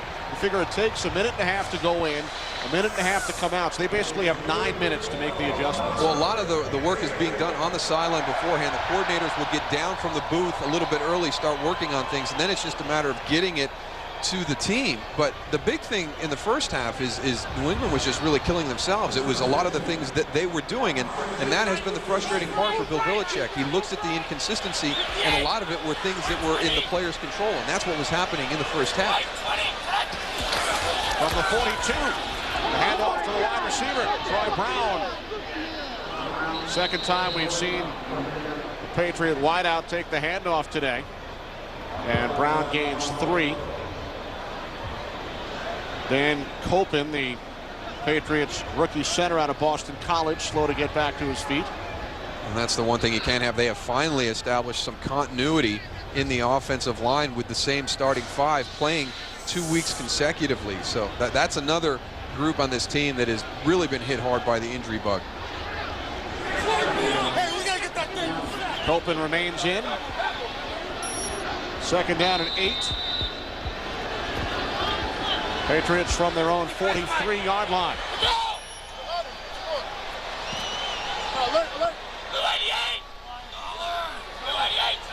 1 count. Off the play fake. Brady going deep, looking for Patton, and he makes the catch. David Patton, the former Giant, out of bounds at the 18-yard line. A 39-yard pass play. The most impressive thing is the end of the play, the catch, but the feet. He establishes possession. He is working right on the sideline. Will Peterson does a good job of pushing him to the side to shorten the amount of room he's got. The top half of his body is out of bounds as he's setting his feet. And now Brady on the sneak, looking to catch the Giants off guard, perhaps. Or maybe possibly to prevent a review being called to get that ball snapped. Whether Bill Belichick saw a replay where he thought that maybe David Patton was out of bounds. So I'm going to get up and get this play snapped very quickly so Jim Fossil can't challenge it.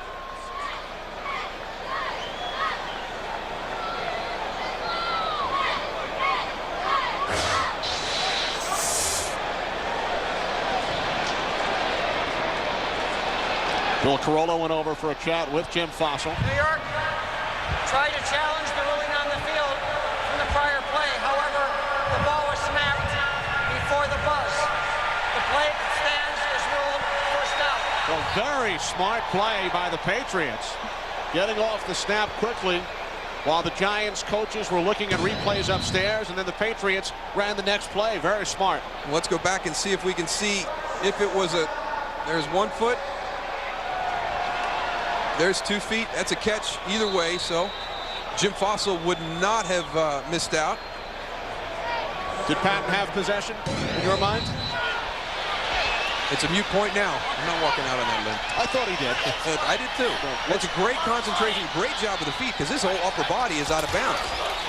So it looked to be the correct call. All right, wide open. Bethel Johnson. Johnson brings it down to the 1. Dhani Jones and Omo Stoutmeyer right now are in discussion, trying to figure out what happened on that play. There was nobody in the middle of the field to protect against the shallow cross. You take a look at Bethel Johnson when he catches this ball. Nobody is around him. He comes into the middle of the field, and there's not a Giant defender within 10 yards of him. Patriots, 140 yards of offense in the second half. Only 30 in the first. Flecko in at fullback. And with Flecko leading the way, Mike Cloud into the end zone for the touchdown.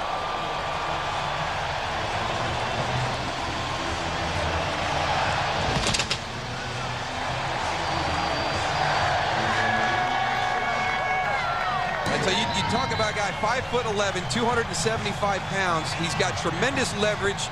He's got Nobody to block, really. That's just a great job by the front. Look at the surge. I mean, Mike Cloud is 3 yards into the end zone when he lands on the ground. Dan Klecko led the way on 2 touchdown runs last Sunday against Tennessee.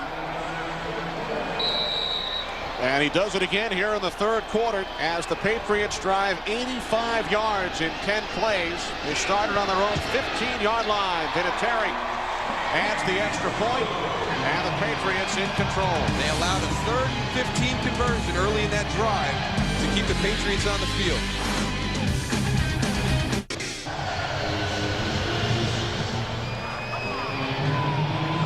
Larry Sanders getting checked out on the bench, making sure he's 100%.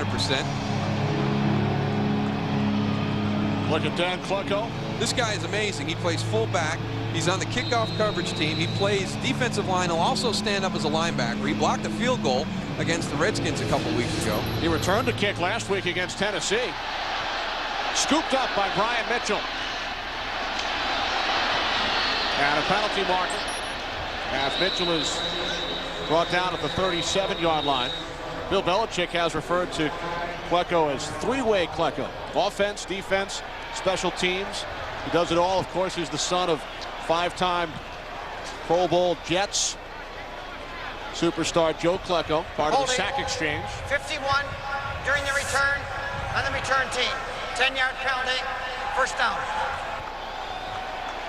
Rookie out of Temple, 4th-round draft pick by the Patriots. You just take a look at everything he does. Last week, he even got a chance to field and return a kick on the kickoff return group. There's the blocked field goal against the Redskins a couple weeks ago. And the lead block on the goal line. We saw that earlier this afternoon, too. And then there's his natural position on the defensive line. And the way to sum up Joe Klecko is he's just a football player. I mean, he's playing everything, but he just loves the game. On the screen pass, it's Tiki Barber. Brings it out to the 31, close to the first down marker. Ty Warren made the tackle. Joe Klecko, one of the all-time great New York Jets. Member of the sack exchange, along with Mark Gastineau, Marty Lyons, and Abdul Salam. And now the second-generation Klecko off to a terrific start in his NFL career with New England. The big challenge for Dan will be to find his role on 1st and 2nd down in this defense. He's a great pass rusher. He's got tremendous explosion and push and quickness. But the challenge for not only him, but for also Bill Belichick is to find his role on 1st and 2nd down in that defensive front 7. Barber stopped just short. So the Giants now facing 2nd and 1. Under 4 minutes to go, 3rd quarter. Giants in the first half, 3 turnovers, 2 missed field goals. They dominated the first half statistics, but the Patriots have come out here in the second half, and they put together 2 impressive drives. 63-yard drive, culminating in a field goal and an 85-yard touchdown drive.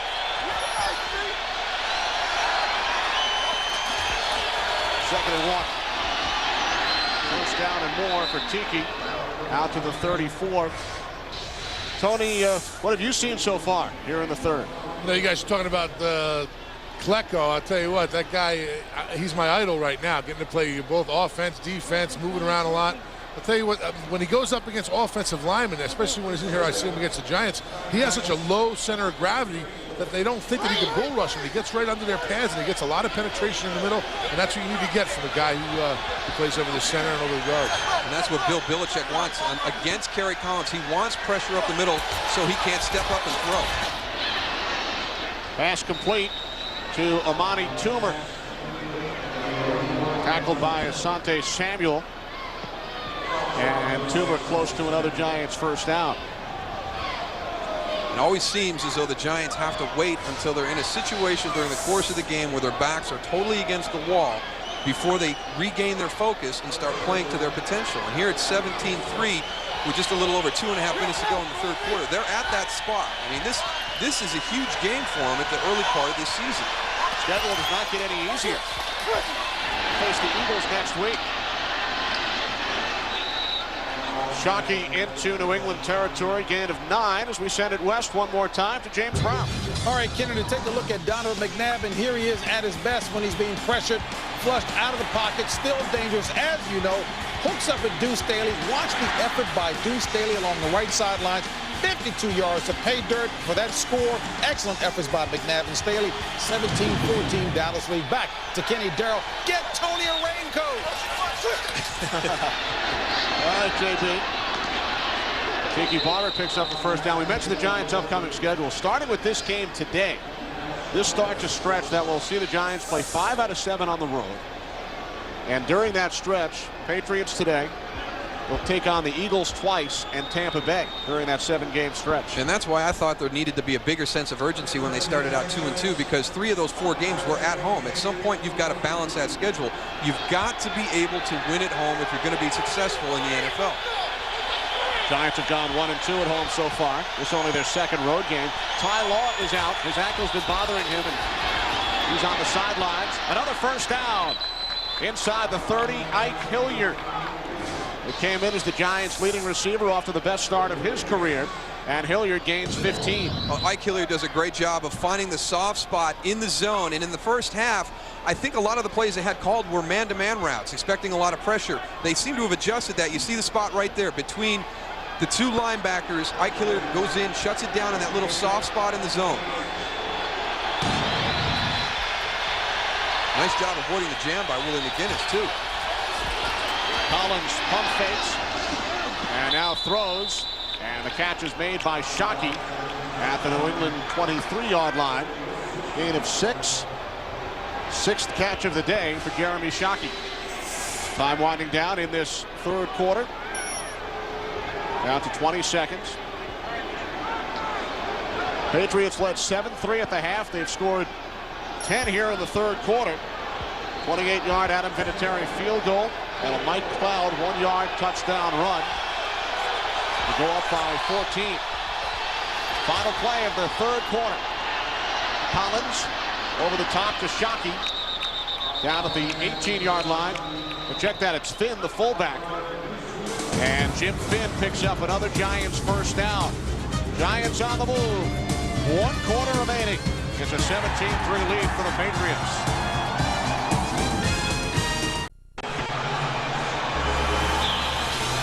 Yes, it is still raining here in Foxborough. 3 quarters in the books. Patriots have extended their lead over the Giants. I have a cowboy up here in the booth with me. That saying has really caught fire. The new slogan of the Boston Red Sox throughout this postseason, Cowboy Up. Most of the Red Sox have shaved their heads. Everybody except Johnny David and Nomar Garcia-Parra.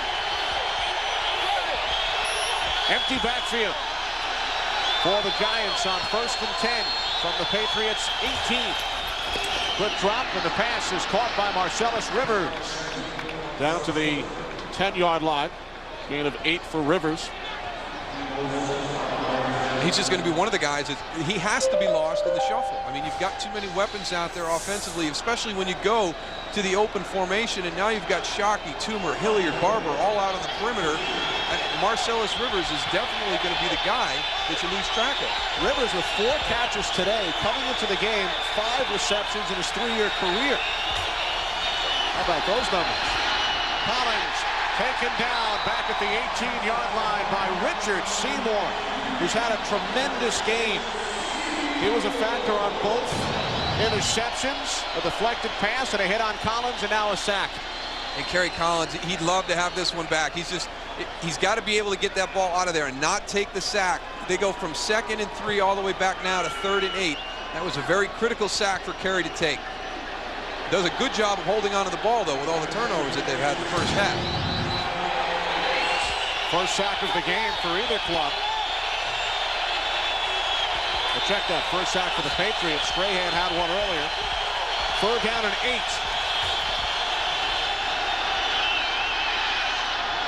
A big hit as Collins was looking for Tiki Barber, and Roman Pfeiffer let him know that he was in the area.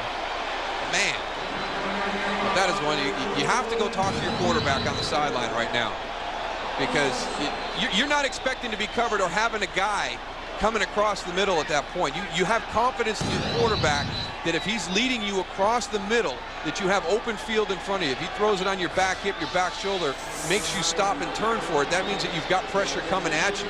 But when it's out in front, you don't expect to take a hit like Tiki Barber just took. Brett Conway, 34-yard attempt. He has missed his last 2. Now 50% on the day. Conway 2 for 4 in his Giants debut. Patriots lead is now 11. NFL Sunday is brought to you by Radio, starring Cuba Gooding Jr. and Ed Harris in theaters October 24th, rated PG. By TGI Fridays Double Glazed Baby Back Ribs, glazed twice for a one-of-a-kind taste, only at Fridays. By Midas. And by Volkswagen. On the road of life, there are passengers and there are drivers. We are back in Foxborough. 17-6 lead now for the Patriots over the Giants, following Conway's second field goal of the afternoon. Giants in danger of dropping to 2-3 with a loss today. And a game against the Eagles coming up next week. Conway keeps it on the ground, picked up at the 21 by Patrick Pass. And the Patriots backup fullback brings it all the way out to the 42. There is a flag as well. Flag on the play following the 21-yard return by Pass.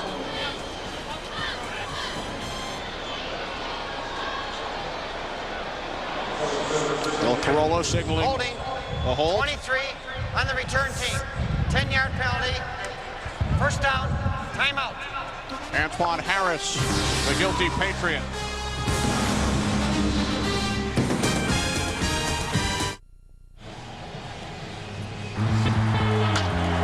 The storied rivalry between the Red Sox and the Yankees continues tonight. Carlton Fisk, Bucky Dent, and now circa 2003. Tanner Ramirez, Pedro Martinez, Derek Jeter, Roger Clemens, etc., etc., etc. Yankees leading 2-1 from trickery from the Patriots. Troy Brown down the sidelines. Penalty marker. Brown out of bounds at the 43. You'll fool me once, shame on you. Fool me twice, shame on me. Last week, the Dolphins blow the game open with a reverse. The Giant defense is very lucky that the same thing didn't happen to them this week again. Well, this one's coming back. Last week, James McKnight, a 68-yard touchdown run, took the handoff from Ricky Williams. And this is what really put the game over the top for the Dolphins. They took control from that point on. They used their pursuit against them all day. There on the screen pass to Rob Conrad down inside the 10-yard line. The Patriots, watching the film, know that, hold on to it till the fourth quarter, and then a lack of execution with a penalty.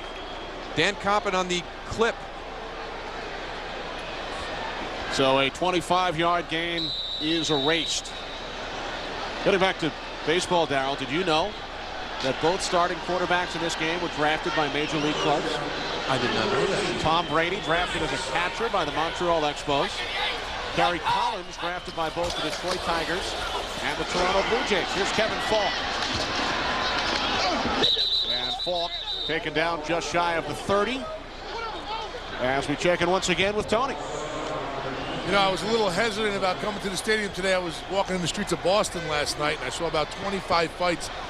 I was really impressed by the way the fans have really handled themselves. So I asked the police officer if he was, you know, concerned about anybody jumping out of the stand, sort of like we saw with the Red Sox game. And he says, if anybody gets out of hand here, we not only throw them out of the stadium, but we take their season ticket away and resell it.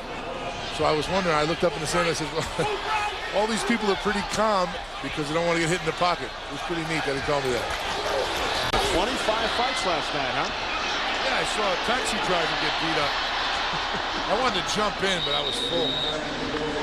But Darryl, what I'm still trying to figure out, you have a couple of friends at the game, brothers, one wearing a Yankee cap and his brother wearing a Red Sox cap. Yeah, he switched to the other side when he moved up here to the Cape. So this is a big battle within the family there.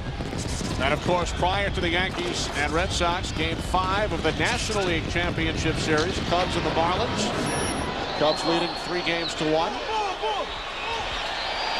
Huge day on Fox, triple header, football, and then a couple of baseball games. 3rd down and 5. coming up for the Patriots. They have to get to the 41 for a first down. Brady in trouble. He was under pressure, chased by Stoudemire. And the Patriots will punt it away. Goose? I heard your two brothers are wearing two different hats, Darryl. What kind of hat do you have? I don't pledge allegiance to either team. Come on, man. Tell us, you a Yankee fan or a Red Sox fan? I want to see a Red Sox-Cubs World Series, and then I think that way I can enjoy it in either team that wins. But obviously, you'd love to see the team that's away the farthest. I'd like to see the Cubs winning. I wouldn't be surprised to see you as governor of Texas one day. You're such a politician. But you know it means more to the Red Sox fans if they can get there through the Yankees. I mean, obviously they'd love the championship, but if they can get that, along with the fact that they beat the Yankees to get there, it's going to be that much more special for these Red Sox fans. So how did the Texas Rangers do this year, Darryl? That's why I'm not a baseball fan. Fox NFL Sunday is brought to you by GMC. We are professional grade.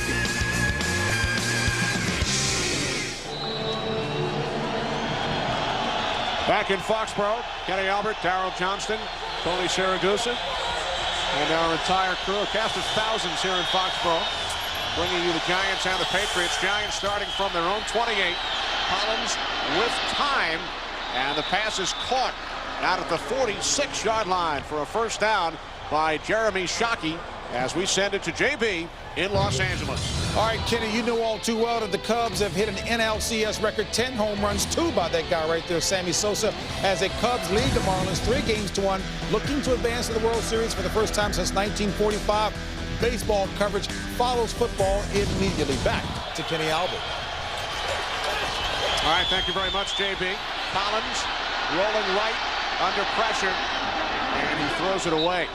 By the way, with his last completion to Shockey before we checked in with JB, Kerry Collins became only the 3rd Giant in history to reach 15,000 yards in the air, joining Phil Simms and Charlie Connolly.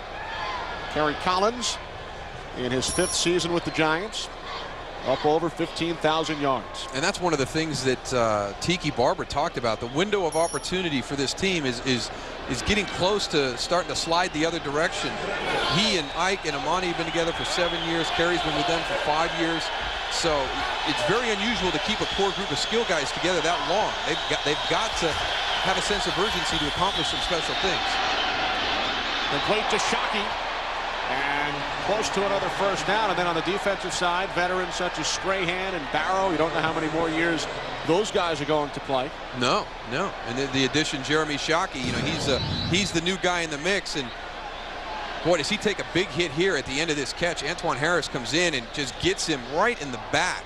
Really bends him up. Watch him come in from the right side of your screen, right there down around the hip area. Shockey with 8 receptions for 80 yards in today's game. Caught 11 last week against the Miami Dolphins. 74 catches last year to break Mark Bavaro's team record for a tight end. Just shy of a first down. Mark Bavaro on the sidelines Friday at Patriots practice. Still keeps in touch with Bill Belichick, who of course was the defensive coordinator during Bavaro's years in New York. And Mark lives up in the Boston area and attends Patriots practices and games on occasion. Yeah, comes out to practice every once in a while, and we kind of kidded around with him. I asked him if he was going to get into coaching, and he said no. He was very content with what he was doing now and was just out here at practice. And then everybody teased, well, that's how Pepper Johnson had gotten started, was just coming down to visit practices. So who knows? Maybe Mark or David. No, it is Mark. I played with his brother David up at Syracuse. Maybe Mark will be on that staff one year. And there's Pepper right there. 10:26 on the game clock. Pepper, one of the Patriots coaches on the defensive side, handles the linebackers. Member of those Giants Super Bowl clubs. 3rd and inches. Shockey lined up initially in the backfield. Now along the line as a tight end. Tiki, first down. Down to the Patriots' 43-yard line. So the Giants move the chains as we approach 10 minutes remaining in this 4th quarter. The story on the Giants side again is turnovers. Jim Fossil emphasizing it all week long. They were -3 coming into the game. -3 today, including 2 miscues on their first 3 plays from scrimmage. And the Patriots' first of 2 touchdowns came from their defense. Collins on first down, swings it out to Barber. And Barber pushed out of bounds after a gain of 5 by Antoine Harris. Good day for Rodney Harrison, has one of the 2 New England interceptions. Tyrone Poole, an interception and a forced fumble. He and Richard Seymour have been the difference on the defensive side of the ball. Dan Klecko, the jack of all trades for this New England Patriot team. Doing it on both sides of the ball. For the block on the only touchdown scored by the offense. 2nd and 5 out of the shotgun. Collins. Pass was behind his intended receiver, Ike Hilliard.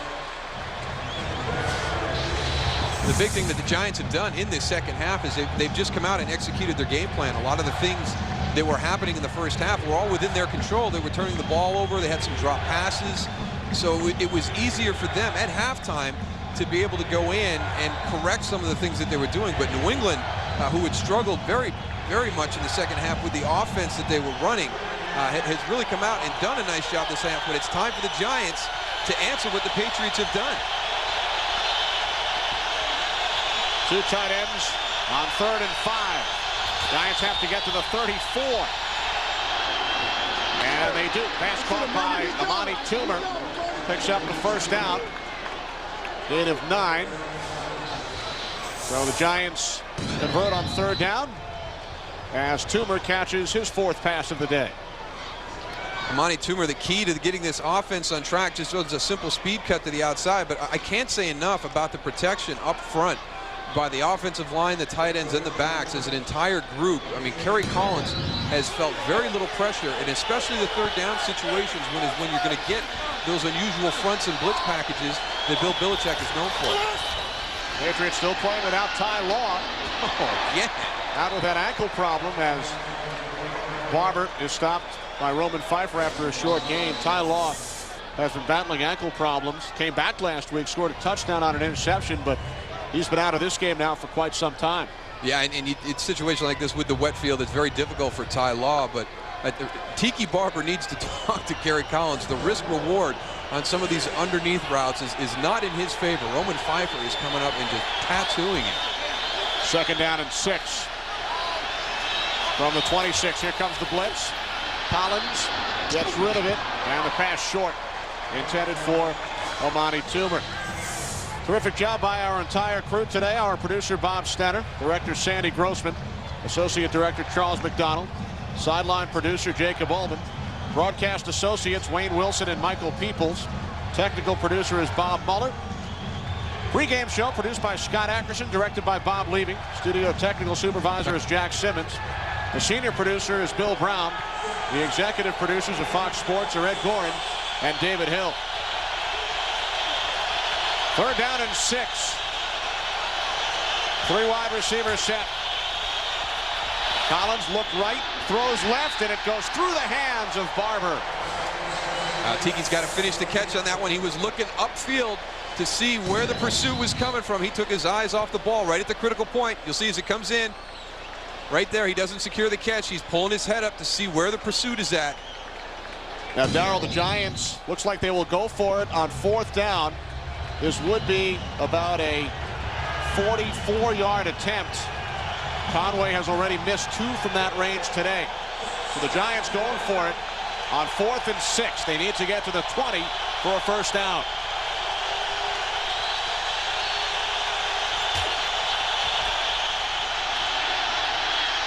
Collins' pass is intercepted. Rodney Harrison with his 2nd pick of the game. The 4th Giants turnover. 3rd time Collins has been picked off.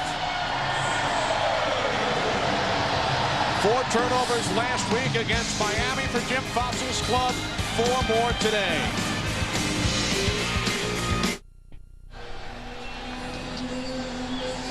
Over 8 minutes to go in the game, 4th and 6. Hey, Tony, I don't know about that call. You brought Brett Conway in. Don't you think you line up for the field goal there? You know, I don't agree with the field goal. I was talking to a bunch of the kickers down here and looking at the ball. It's about, you know, it's very waterlogged. And I asked one of the kickers, he said he's taking about 10 yards off the kick. You know, I think you pin him back with a punt or go for it. I don't think it's a bad call. I hate being a Monday morning quarterback, but, you know, it's Sunday afternoon. You know better than I do, Darryl, being an offensive-minded person. Hey, it's Sunday afternoon. You can second guess right now. You know, if you have a good defense like the Giants have, I think you punt, you put them back, you let your defense go out there, let them punt the ball back to you, and then start over. You got 7.5 minutes left in the game. Yeah, but the big thing is the play before that. If it's 4-down territory, do something more productive on 3rd down. That's true. And that was a great point as Falk takes off out to the 43. Great point by Tony about the wet balls, feeling it costing kickers about 10 yards, and we've seen 3 missed field goals today, 2 by Conway and 1 by Vinatieri. And that would have been 44. You add the 10 yards that the kickers are talking about, 54 yards out, and going into the wind. The wind that is blowing was going to be blowing in Brett Conway's face. As we hit 7 minutes remaining, crunching the numbers for us today, Eric Merlis, our spotter Ben Bowman, Mike Eldridge, Charlie Dameyer, Eric Norton down in the truck. 76 yards in the second half for Kevin Falk, as he picked up the first down on that last play. And here's Falk again. Timeout called by the Giants, stopping the clock with 6:38 remaining. Tony? Down here with a guy with a pretty familiar face, if you're a Giant fan, Mark Bavaro. Mark, we heard that you're up for a coaching job here with Bill Belichick. Is that true? Just a friend of Bill's. I like to hang around and help out when I can. He's more than gracious to let me do it. So pretty much you ran out of all the free stuff you got when you played for the Giants. Now you're back here to get all your paraphernalia back. I'll work for anybody for a free T-shirt. You heard it right there from Mark Bavaro. All right, man. Thanks. All right, Tony. Mark Bavaro, one of the all-time great tight ends. Spent the 85 through 90 seasons with the Giants. Check this out, Darryl. Giants offense. During their last 6 possessions, 4 times they have gotten within the Patriots' 35-yard line. They've come away with 0 points. Yeah, and that is the game toughness that we keep talking about, that Tiki Barber mentioned, capitalizing on your opportunities. They've had opportunities in this game to take the momentum and distance themselves from the Patriots. They weren't able to do that in the first half, and now they find themselves behind here in the 4th quarter. Brady's pass incomplete, intended for Patton. The result of those 4 drives, a pair of missed field goals and a pair of interceptions. Giants now 4 turnovers, 2 missed field goals. And the turnovers are the story. Turned it over twice, first 3 plays. Patriots scored a touchdown on the Tiki Barber fumble. Led 7-3 at the half. It's now 17-6. 3 wide receivers set for the Patriots. 3rd down and 8 from their own 45. And Brady airing one out, looking for Patton, who did not come down in bounds. So now the Patriots will punt it away. We've already seen David Patton do a great job on the sideline with the deep ball. That time just a little bit, thrown a little bit too far outside for even him to secure the catch and get his feet in. But the Patriots really executing a game plan that they had a lot of confidence. They were all excited about the game plan against Tennessee. They had that same feeling this week.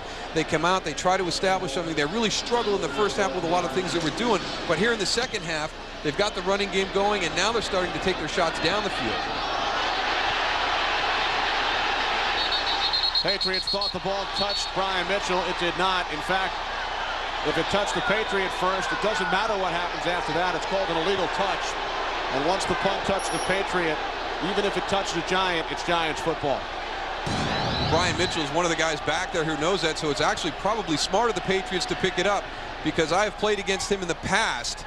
You see clearly it hits Chris Aikens, number 34 right there, so the play is dead. And a lot of times the guys will walk away in that situation. I've seen Brian Mitchell run into the middle of everybody and pick it up, because in that situation, nothing bad can happen to the New York Giants. That's right. Once it hits Aikens. At number 34, by rule, the receiving team will keep the ball at this spot, first down. And once it hits Aikens, Doesn't matter what happens after that. It's Giants football. Even if Mitchell picked it up, ran with it, and then fumbled, Giants get the football. Fans in the stadium, of course, do not understand the rule as they react to the replays up on the video screen. Jim Fossil knows the rule. +4 turnover margin for the Patriots today, which means the Giants are -4. And now -7 for the year. Collins over the middle, first down out at the 33-yard line to Ike Hilliard. And Teddy Bruschi is shaken up. Patriots already without Ted Washington, Ted Johnson, Mike Vrabel, Ty Law. And now Teddy Bruschi is down. It's just amazing how it just happens at some point during the season where nothing seems to go your way. The ball will bounce funny. Guys will start to get hurt. And for the Patriots, right now you see Teddy down in a very awkward position when the receiver is tackled into him. And they're not simple injuries. They've had broken bones. I mean, everything you can imagine has happened to this team. He also hit Hilliard helmet to helmet.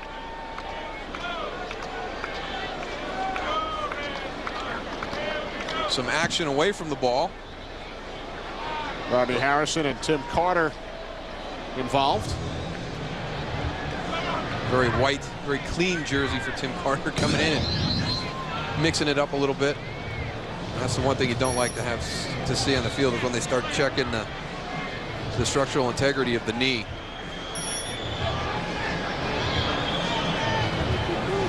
So the Patriots medical staff continues to work on Teddy Bruschi. Coming up next, following football, Game 5 of the NLCS. Cubs and the Marlins, followed by Game 4, Yankees and Red Sox. And it looks like the rain is starting to clear up here in the New England area, Darryl. So they may play baseball tonight. David Wells, John Perkett, the scheduled pitching matchup. Wonder how many fans in the stadium at this game will head over to Fenway tonight. I know one. My partner right here is going to be making the mad dash from Gillette Stadium into Fenway. That's what I hear. Found out a couple of minutes ago. A couple of our cameramen will be doing double duty. Pass complete to Tim Carter out at the 40-yard line. Gain of 7. Giants now moving into a hurry-up mode with 5:45 to go in the football game. Down 2 possessions. Giants with 2 timeouts remaining. Collins over the top. Number 3. Boy, Roman Pfeiffer. Tiki, you got to talk to Kerry. Roman Pfeiffer has had quite a day. Oh.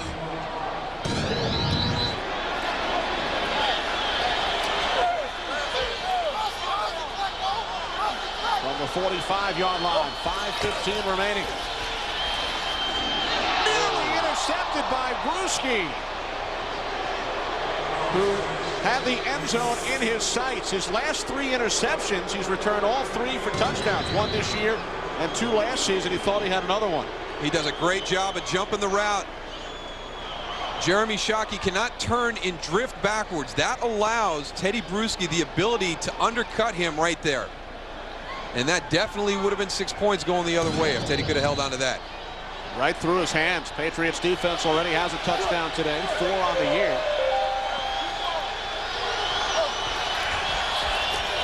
On 2nd and 10, Collins in trouble.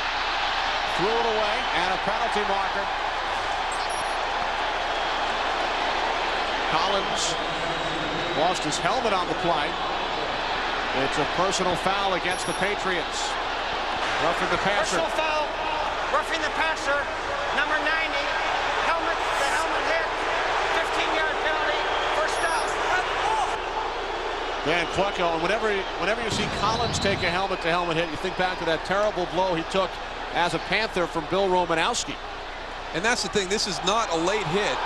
Helmet to helmet, it's not, you see him come in at the end right there, and he did. And I don't know why the fans here are booing, but Dan Klecko is going to come in from the right. Watch him lead with his head. You can see Kerry's head snap. That's a good call by the officials. And It is actually late, too. It's actually a little bit late, but it's definitely helmet to helmet. There's no doubt about it. I agree. Good call by the officials. Dan Klecko does not agree. Richard Seymour shaken up. We take one more look. The ball is out of his hand. It's even a little bit late, but you can see Carey's head snap right there. I mentioned that hit Collins took from Romanowski. He suffered a broken jaw on that play, which took place during a preseason game. Bill Belichick has added a towel to his repertoire.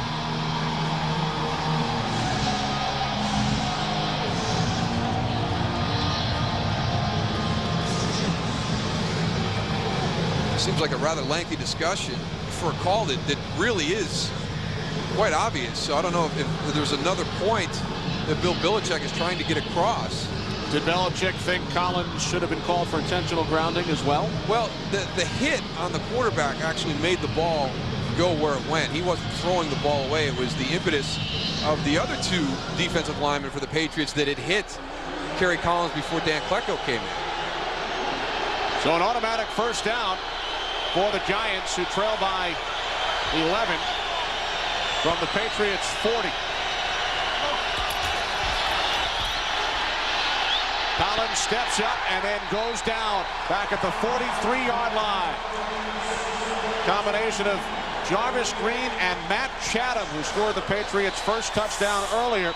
They combine on the sack of Collins. And this is the first time in the game that we've seen the Patriots start to get some consistent pressure on Kerry Collins. Their offensive line has done a very good job all afternoon of giving him time to stand and deliver the ball. Under 5 minutes. Quick slant is caught down at the 37-yard line by Tim Carter. How is his jersey so clean? I don't know.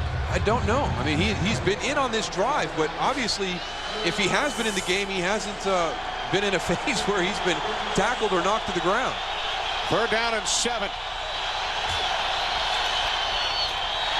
Incomplete. Ike Hilliard looking for a flag. Tyrone Poole on the coverage. And now the Giants facing a similar situation as they did on their last possession. It's 4th down and 7.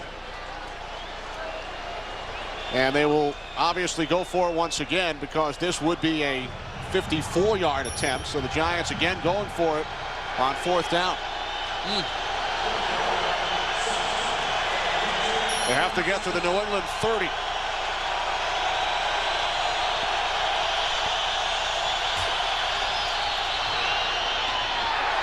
Double coverage on Toomer. Pass broken up by Ty Law's replacement, Antoine Harris. So the Giants lose the ball on downs once again as we check in with James Brown in Los Angeles.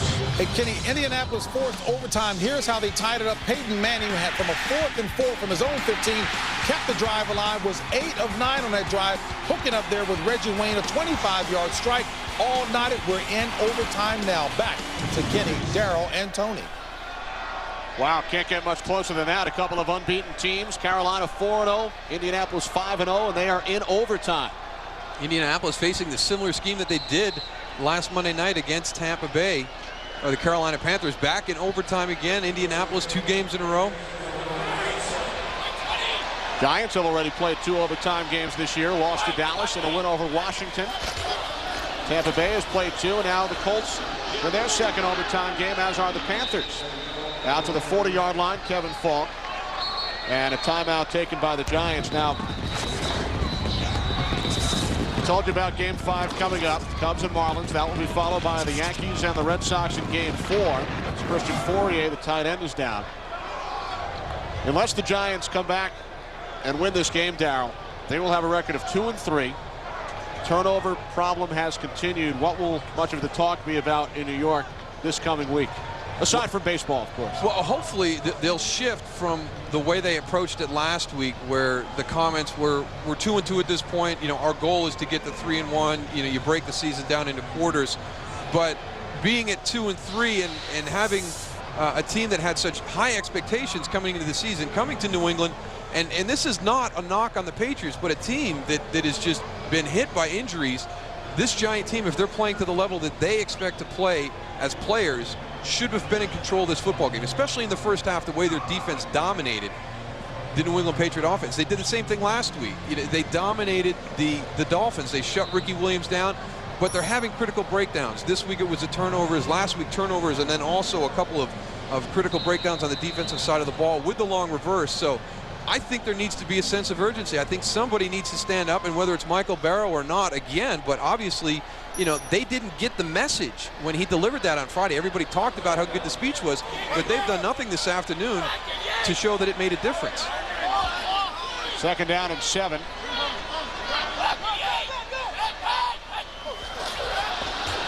Movement on the line, penalty markers. Now, we heard all week from the Giants now that their goal each quarter is to go 3-1. That's a great goal to have within an organization. You go 3-1 in all 4 quarters, you finish 12-4. But by stating that goal to the media, to the public, does that justify losing? That you're admitting that absolutely you can not lose once every 4 games? No, absolutely not. And that to me is where they were at. Offside, 90. Defense, 5-yard penalty. Replay, 2nd down. Last week, when all the comments came out early in the week, and there's no reason to push the panic button, and we're 2-2, and our goal is to go 3-1 in each quarter, you're teetering from putting a positive spin onto a negative situation or making excuses. And I think that's the fine line that the Giants are walking right now. And eventually, people have got to say, listen, we came into this season expecting to do great things, and we're not doing it. And all of a sudden, the NFC East, which maybe wasn't supposed to be a real tough division, top to bottom, is now becoming one of the more difficult divisions in the NFL. Well, Dallas, a minute, 10 seconds away from raising their record to 4-1. Giants with a loss would drop to 2-3. Eagles would drop to 2-3. Dan Klecko in on offense once again at fullback on 2nd and 2, and the handoff is to Klecko. So Dan Klecko picks up the 1st down. I bet you're a little bit jealous, Goose. Well, I was jealous about that play, but, talking about what you guys were talking about earlier, I think when you tell a team that you want to go 3-1, that you sort of are letting them down in one game. Defensively or offensively, I don't know if they have the same mentality, but if my coach came out and says, well, listen, we want to be 3-1 in the first 4 games, I'd be like, why? Why not just be 4-0? And then, just keep that going, the momentum, keep winning. I don't agree with Darryl on, the 3-1 aspect. It might be, well, help at the end of the season you'll be, 12-4, but why not go for undefeated? And then if you go and you step to 12-4, then that's okay.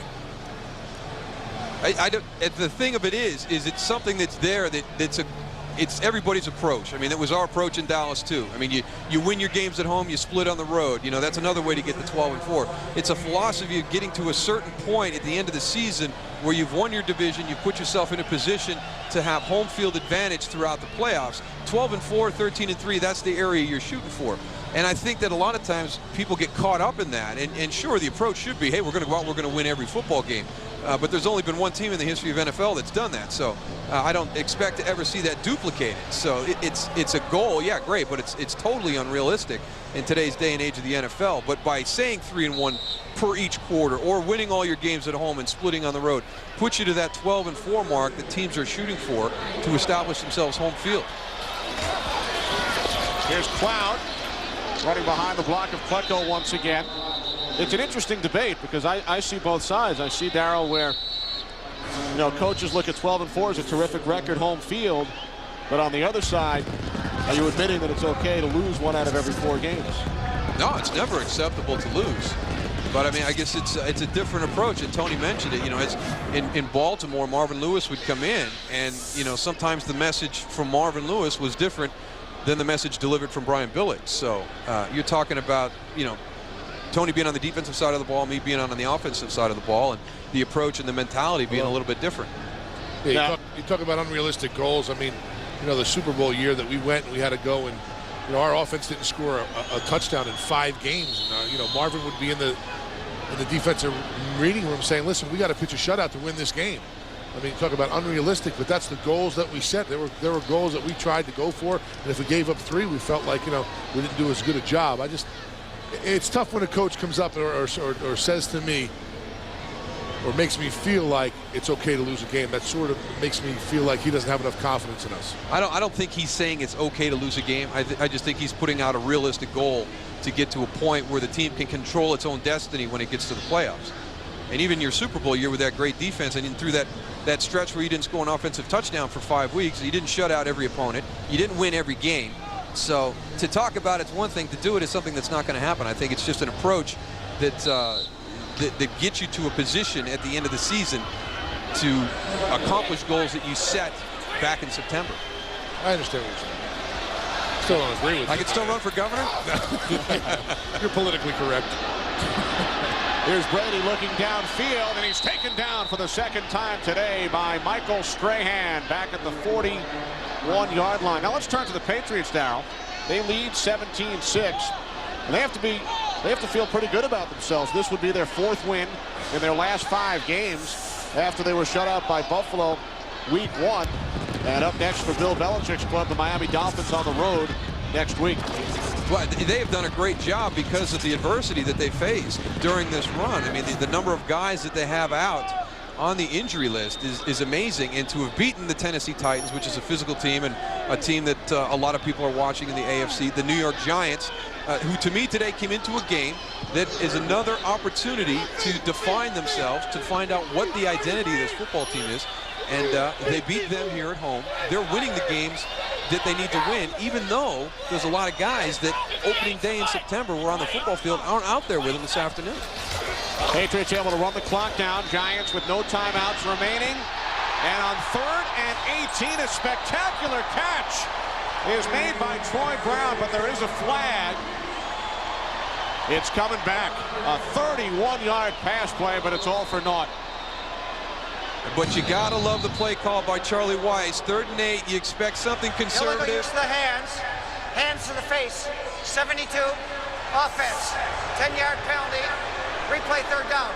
A screen pass, something short into the middle of the field that gives the receiver the opportunity to catch the ball and make the 1st down. If not, the clock would continue to move. If the Giants elected to, they're out of timeout, so it would continue to move.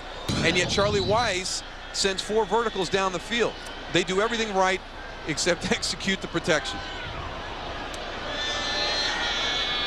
So a 31-yard pass play from Brady to Brown is called back. And the Patriots now looking at a 3rd down and 28.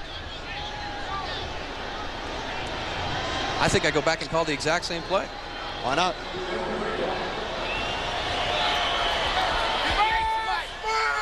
$18 combined penalties in the game.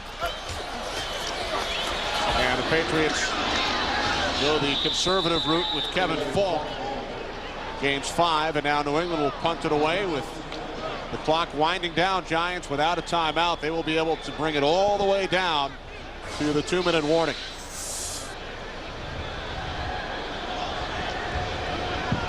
It's still amazing to me with the expectations that the Giants had coming into the season that when you talk to them, they still don't know what the identity of the team is. And they're now 5 weeks into the season, and they still have been unable to establish what they want to be as a team this year.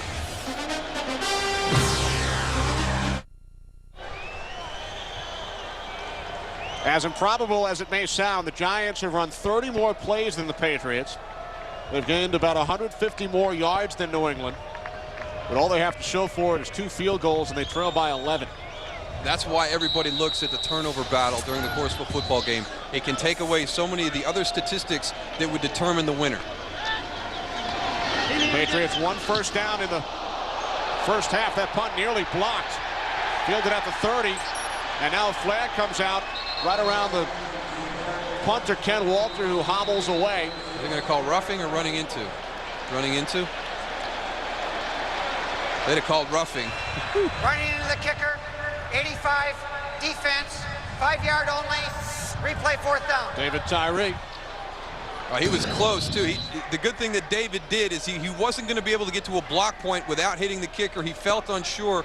He went by him on the side and made just a little bit of contact. And if he'd have come into the center without the ability to get on there, well, I tell you what, he was very close to blocking that. I don't know. Maybe he needs to turn right at that point. He gets his hand. He actually hits Ken Walter in the shin. He's just a little bit high. Tried to take the ball right off his foot. Tyree, special teams demon at Syracuse, blocked 5 kicks. Is declined. Result of the play, receivers will take the ball First down. Drafted primarily for his special teams prowess. Is listed as the Giants' 4th wide receiver. Penalty declined, so the Giants, with no timeouts, will take over. 1:51 remaining. Marlins and Cubs coming up next. Cubs look to clinch that National League Championship Series. And the weather clearing up here in the Boston area. Game 4, 3.5 hours away. New York Yankees, Boston Red Sox. Yankees lead the series 2-1. Giants need to score quick and then recover an onside kick. Well, they seem to be at their best when all hope is almost lost. No timeouts. Good field position from their own 41. Giants spread the field. Collins on first down. Over the middle to Hilliard. Out to midfield. Gain of 9 for Ike Hilliard, 1:40. The Patriot defense, they have done a great job today. They were going up against a skill group that is as talented as any team in the NFL. They have not allowed the big play. They have kept them in check. They've generated the turnovers, put doubt in the Giants' heads early in the game. Collins to the outside. Tim Carter picks up the first down at the New England 43. Gain of 7. As the clock continues to run, Michael Barrow gave the speech to the team yesterday, but it is not translated onto the football field. Giants with 4 turnovers, 2 coming very early. Over the middle to Hilliard, down to the New England 31. Under a minute. Collins will stop the clock. Carolina wins it in overtime. 23-20 over Indianapolis. The Panthers remain unbeaten. They are now 5-0. Started last season 3-0 before struggling. Big Fossil's former defensive coordinator John Fox doing a terrific job.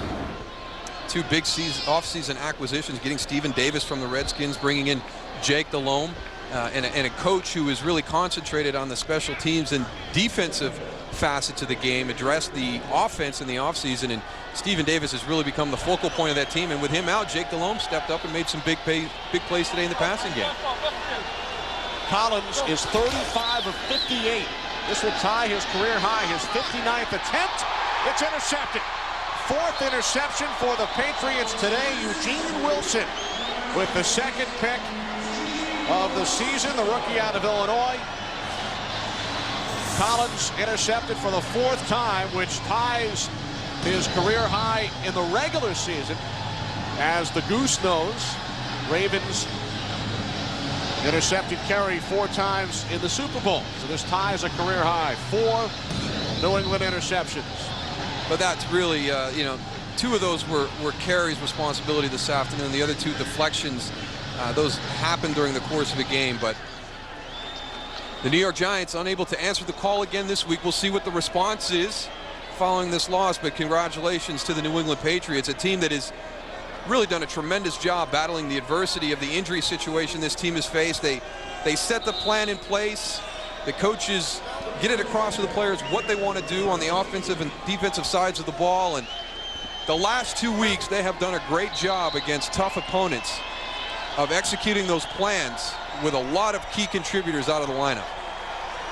Bill Belichick defeats the New York Giants for the first time as an NFL head coach. He had been 0-2 with Cleveland. Giants dropped to 2-3. Giants 5 turnovers today, now -8 on the season as far as turnover ratio is concerned. Patriots got things going offensively in the second half, and they defeat the Giants by the score of 17-6. We'll return to Foxborough in just a moment.